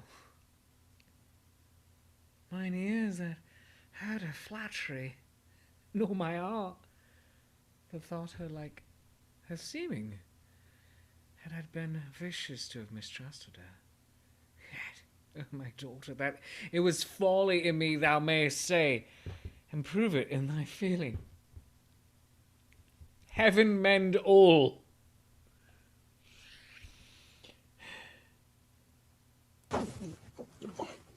Thou comest not, Caius, not for tribute, that the Britons have raised out, though with the loss of many a bold one, whose kinsmen have made suit that their good souls may be appeased with slaughter of you their captives, which ourself have granted. So think you of your state.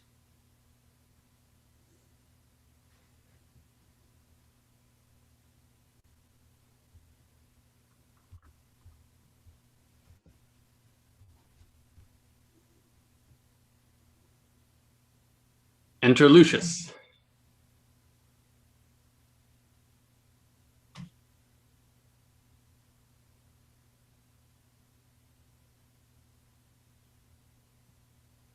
Consider, sir, that... Go ahead. Consider, sir, the chance of war. The day was yours by accident.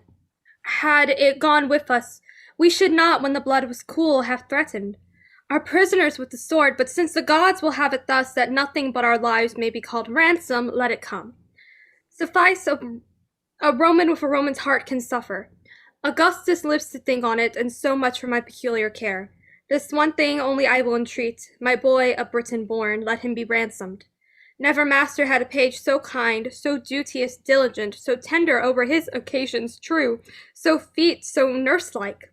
Let his virtue join with my request, which I'll make bold your highness cannot deny. He have done no Briton harm, though he have served a Roman. Save him, sir, and spare no blood beside. I have surely seen him. His favour is familiar to me. Boy, thou hast looked thyself into my grace, and not mine own. I know not why, wherefore, to say, live, boy. Now thank thy master. Live, and ask of Cymbeline what boon thou wilt, fitting my bounty in thy state. I'll give it. Yea, though thou do demand a prisoner, the noblest ta'en. I humbly thank your highness. I do not bid thee beg for my life, good lad, and yet I know thou wilt. No, alack, there's other work in hand. This sea thing, bitter to me as death. Your life, good master, must shuffle for itself. The boy disdains me, he leaves me, scorns me. Briefly died their joys that placed him on the truth of girls and boys. Why stands he so perplexed? What wouldst thou, boy? I love thee more and more. Think more and more what's best to ask. Knowest him thou look'st on? Speak! Wilt have him live? Is he thy kin, thy friend? He's Roman, no more kin to me than I to your highness, being born your vassal and something nearer. Wherefore asked him so? I'll tell you, sir, in private, if you please, to give me hearing. Aye, with all my heart, and lend my best attention. What's thy name? Adele, sir. Thou art my good youth, my page. I'll be thy master. Walk with me. Speak freely. Is not this boy revived from death? One and another not more resembles that sweet rosy lad who died and was Fidele. What think you? Same dead thing alive. Peace, peace. See further.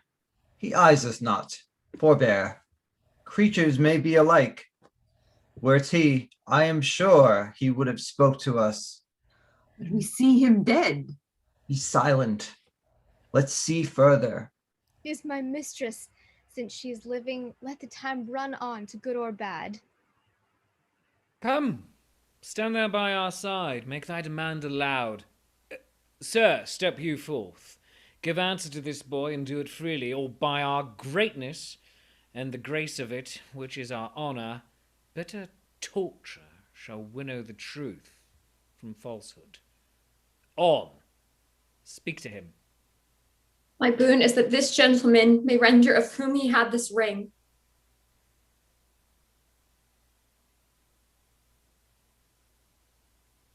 What's that to him? That diamond upon your finger, say, how came it yours? Oh, torture me to leave unspoken that which to be spoke would torture thee. How? Me? I am glad to be constrained to utter that which torments me to conceal. By villainy I got this ring. 'Twas Leonatus' jewel, whom thou did banish, and which more may grieve thee, as it doth me. The nobler sir ne'er lived twixt sky and ground. Wilt thou hear more, my lord? All that belongs to this. That Paragon, thy daughter, from whom my heart drops blood and my false spirits quail to remember. Give me leave. I faint. my daughter. What of her? Renew thy strength. I had rather thou shouldst live while nature will than die ere I hear more. Strive, man, and speak. Upon a time, unhappy was the clock that struck the hour. It was in Rome, cursed the mansion where 'twas at a feast. Our minds have been poisoned, at least those which I heaved dead. The good Posthumus, what should I say? He was too good to be where ill men were. Was the best of all amongst the rarest of good ones. Sitting sadly, hearing us praise our loves of Italy for beauty that made barren the swelled boast of him that best could speak, for feature laming the shrine of Venus, or straight pipe Minerva, postures beyond brief nature, for condition, shop of all the qualities that man loves woman for, besides that hook of wiving, fairness which strikes the eye. I stand on fire. Come to the matter. Oh, too soon I shall. Lest thou would grieve quickly. This Posthumus, most like a noble lord in love, and one that had a royal lover, took his hint, and not dispraising whom we praised, and he was as calm as virtue, he began his mistress picture, which by his tongue being made, and then a mind put in it, either our brags were cracked of kitchen trulls, or his description proved us unspeaking sots. Nay, nay, to the purpose. Your daughter's chastity, there it begins. He spake for us, as Dian had hot dreams, and she alone were cold. Whereat I, wretch, made scruple of his praise, and wagered with him pieces of gold against this, which then he wore upon his honored finger, to attain in suit the place of his bed, and win this ring by hers and my adultery. He, true knight, no lesser of her honor confident than I did truly find her, stakes this ring, and would so had it been a carbuncle of Phoebus' wheel. I might so safely had it been all the worth of his car. Away to Britain, post I in this design. May you, sir, remember me at court, where I was taught of your chaste daughter the wide difference twixt amorous and villainous. Being thus quenched of hope, not longing, mine Italian brain gan in your duller Britain operate most vilely. From my vantage, excellent. And to be brief, my practice so prevailed that I returned with similar proof enough to make the noble Leonatus mad, by wounding his belief in her renown with tokens thus and thus, averring notes of chamber hanging, pictures, this her bracelet. Oh, cunning how I got it. Nay, some marks of secret on her person. He could not but think her bond of chastity quite cracked, I having ta'en the forfeit. Whereupon, methinks I see him now. Aye, so thou dost, Italian fiend. Aye, me, most credulous fool, egregious murderer, thief, anything that's due to all the villains past in being to come. Oh, give me cord, or knife, or poison, some upright justicer. Thou king sent out for tortures ingenuous, it is I, that all the abhorred things owe the earth amend, by being worse than they. I am Posthumus that killed thy daughter. Villain like I lie, but caused a lesser villain than myself. A scarily jealous thief to do it.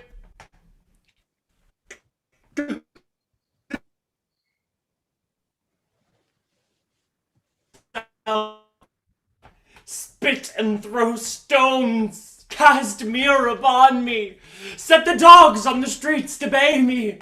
Every villain can be called posthumously an artist and be villainy less than thou twas. Oh, Imogen, my queen, my life, my wife. Oh, Imogen, Imogen. Imogen. Yes, my lord, here.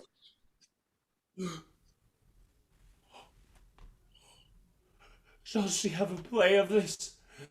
No scornful page, there lie thy part. He pushes her away and she falls. Oh, gentlemen, help! Mine and your mistress! Ah, my lord Posthumus, you ne'er killed Imogen till now! Help! Help! Mine honored lady! Does the world go round? How come these daggers on me?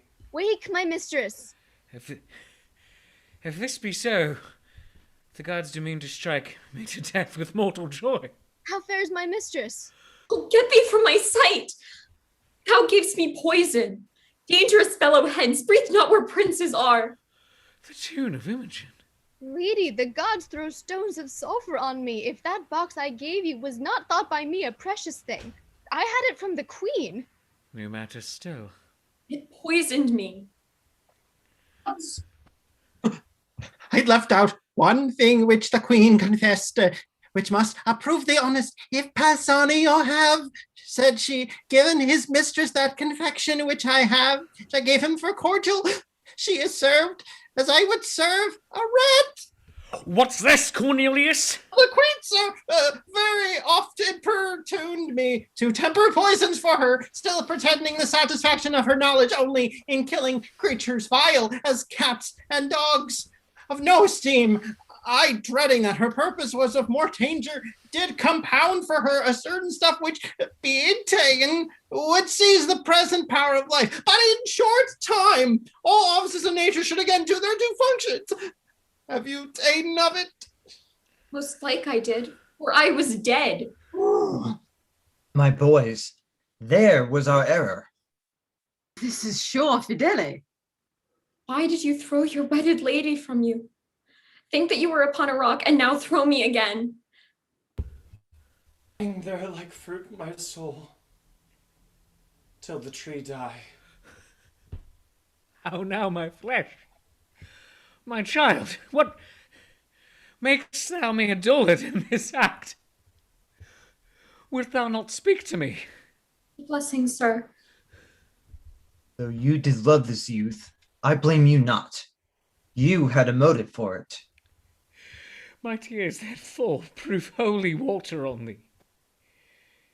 Imogen, thy mother's dead. I am sorry for it, my lord. She was not. And long of her it was that we meet here so strangely. But her son is gone, we know not how nor where. My lord, now fear is from me, I'll speak truth. Lord Cloten, upon my lady's missing, came to me with his sword drawn, foamed at the mouth, and swore, if I discovered not which way she was gone, it was my instant death. By accident, I had a feigned letter of my master's then in my pocket, which directed him to seek her on the mountains near to Milford, where, in a frenzy, in my master's garments, which he enforced from me, away he posts, with unchaste purpose, and with an oath to violate my lady's honor. What became of him, I further know not. Let me end the story. I slew him there. Mary, the gods forfend. I would not thy good deeds should from my lips pluck a hard sentence. Prithee, valiant youth, deny it again. I have spoke it, and I did it. He was a prince. A most uncivil one. The wrongs he did me were nothing prince-like, for he did provoke me with language that would make me spurn the sea if it could so roar to me. I cut off his head, and am right glad he is not standing here to tell this tale of mine. I am sorry for thee. By thine own tongue thou art condemned, and must endure our law. Thou art dead. But this man I thought had been my lord. Bind the offender. Take him from our presence. And bind Guiderius. Stay, Sir King. This man is better than the man he slew, as well descended as thyself, and hath more of thee merited than a band of Clotons had ever scar for. Let his arms alone. They were not born for bondage. Why, old soldier, wilt thou undo the worth thou art unpaid for by tasting of our wrath? How of descent as good as we? In that he spake too far. And thou shalt die for it. We will die all three, but I will prove that 2 on as are good as I have given out him. My sons, I must for mine own part unfold a dangerous speech, though haply well for you. Your danger's ours. And our good his. Have at it then. By leave, thou hadst, great king, a subject who was called Belarius. What of him? He's a banished traitor. He it is that hath assumed this age. Indeed a banished man, I know not how a traitor. Take him hence. The whole world shall not save him. Not too hot. First pay me for the nursing of thy sons, and let it be confiscate all, so soon as I have received it. Nursing? Nursing of my sons? I am too blunt and saucy. Here's my knee.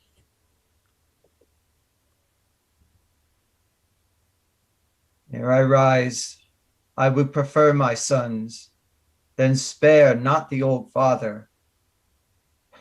Mighty sir, these 2 young gentlemen that call me father and think they are my sons are none of mine. They are the issue of your loins, my liege, and blood of your begetting. How? My issue? So sure as you, your fathers. I, old Morgan, am that Belarius whom you sometime banished. Your pleasure was my mere offense, my punishment itself, and all my treason. That I suffered was all the harm I did. These gentle princes, for such and so they are, these 20 years have I trained up. Those arts they have as I could put into them. My breeding was, sir, as your highness knows. Their nurse Euphili, whom for the theft I wedded, stole these children upon my banishment. I moved her to it, having received the punishment before for that which I did then. Beaten for loyalty, excited me to treason. Their dear loss, the more of you 'twas felt, the more it shaped unto my end of stealing them. But, gracious sir, here are your 2 sons again, and I must lose 2 of the sweetest companions in the world. The benediction of these covering heavens fall on their heads like dew, for they are worthy to inlay heavens with stars. Thou weepst and speakst.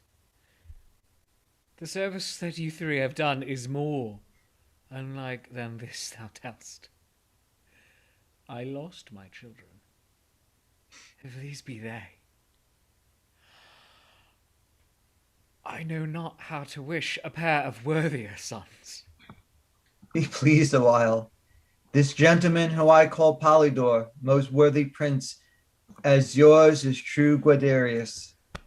This gentleman, my Cadwal, Arviragus, your younger princely son. He, sir, was lapped in a most curious mantle, wrought by the hand of his queen mother, which for more probation I can with ease produce. Guiderius had upon his neck a mole, a sanguine star. It was a mark of wonder.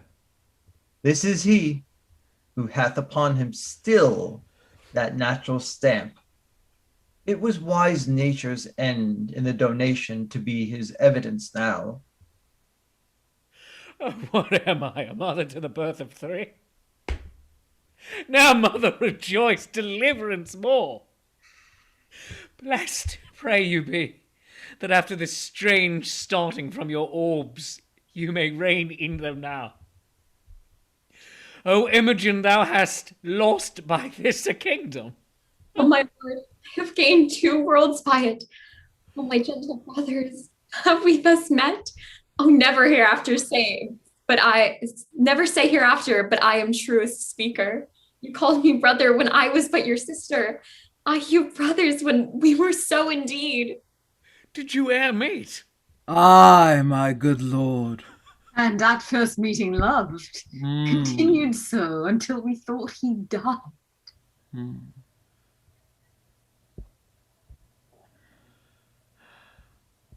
By that Rare, queen's dram she swallowed. oh, rare instinct. When shall I hear all through? This fierce abridgment hath to it a circumstantial branches, which distinction should be rich in. Where? How lived you? And when came you to serve our Roman captive? How parted with your brothers? How first met them? Why fled you from the court? And whither? These, and your 3 motives to the battle, with I know not how much more, should be demanded, and all the other by dependencies from chance to chance, nor the time nor place will serve our long interrogatories. See, posthumous anchors upon Imogen, and she, like harmless lightning, throws her eye on him. Her brothers, me, her master, hitting each object with a joy. The countercharge inseverally in all. Let's quit this ground and smoke the temple with our sacrifices. Thou art my brother, so we'll hold thee ever. You are my father too, and did relieve me to see this gracious season. All joyed save those in bonds. Let them be joyful too, for they shall taste our comfort. My good master, I will yet do you service. Happy be you. The forlorn soldier that so nobly fought, he would well become this place and graced the thankings of a king. I am, sir, the soldier that did company these 3 in poor beseeming. 'Twas a fit meant for the purpose I then followed, that I was he, speak, Ashmo. I had you down, might have you made you finish.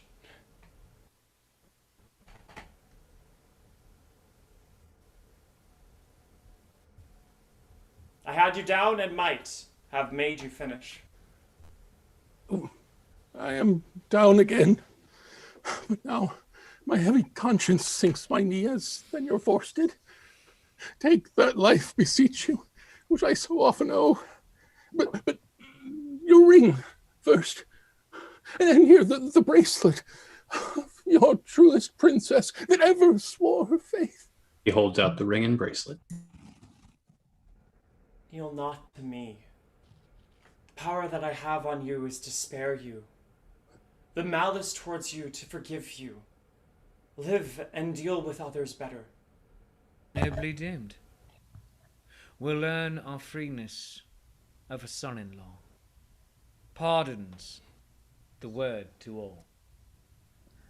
You help us, sir, as you did mean indeed to be our brother, Jord are we that you are.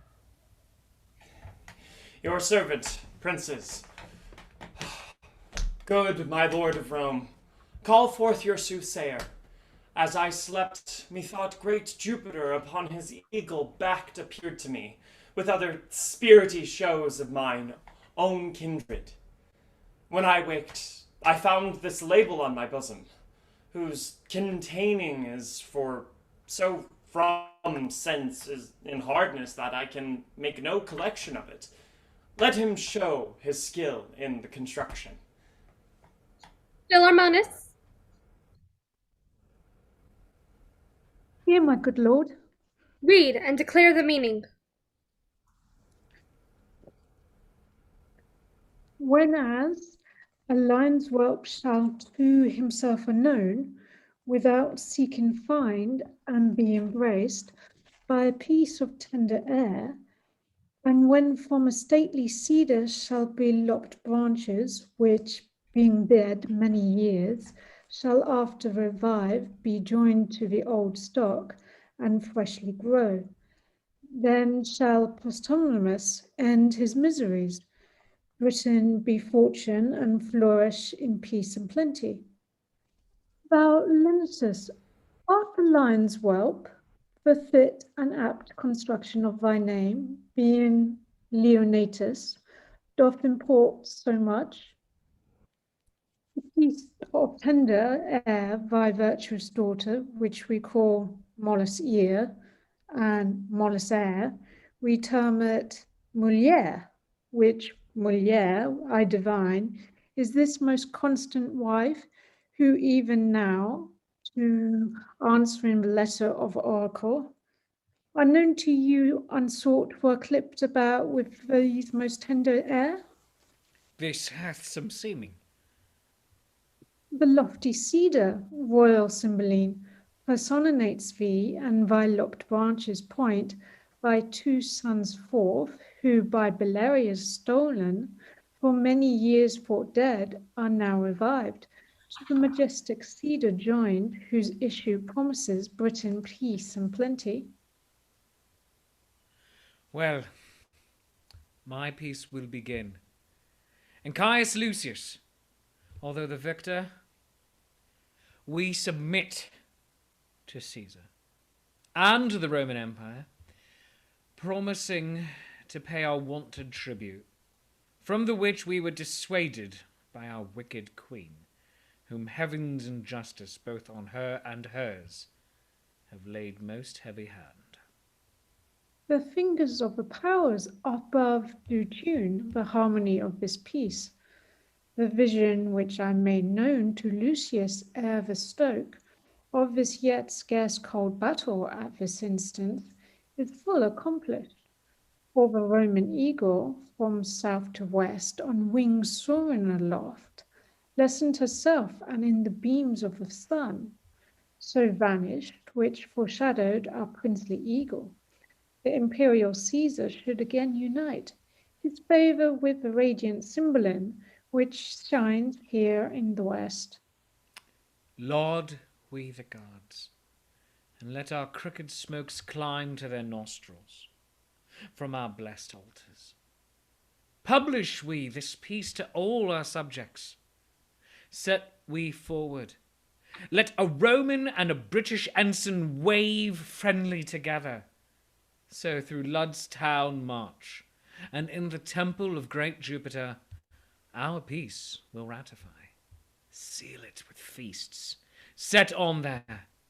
Never was a war did cease, ere bloody hands were washed with such a peace. They exit. End of play. Thank you for joining us for Cymbeline. A big thanks again to our friend, your friendly neighborhood Shakespeare. You may recognize him as playing Cymbeline in Cymbeline. Visit him at his website, shakespeareapproves.com, or on Facebook at Shakespeare Approves, your friendly neighborhood Shakespeare. We've got links to all of his content and more in the comments of this video. We would also like to thank all of the other actors who volunteered to read with us tonight. Thank you all so very much for joining us. If you enjoyed this reading, all of our past readings are available on our Facebook page and a little better organized on our website, zenithplayers.com. If you want more information on us, including how to be involved in a reading like this one and be one of the faces that surrounds me right now, you can go to our Facebook page, Zenith Players, and send us a message or send an email to casting@zenithplayers.com, and I will get back to you as soon as possible. We want to continue to express our support to everyone out there working to keep us safe and healthy and vaccinated. Join us next Saturday for episode 2 of Wheel of Shakespeare, A Midsummer Night's Dream, with 10 actors, 10 minutes to prepare for a random theme and random roles. Thank you and good night.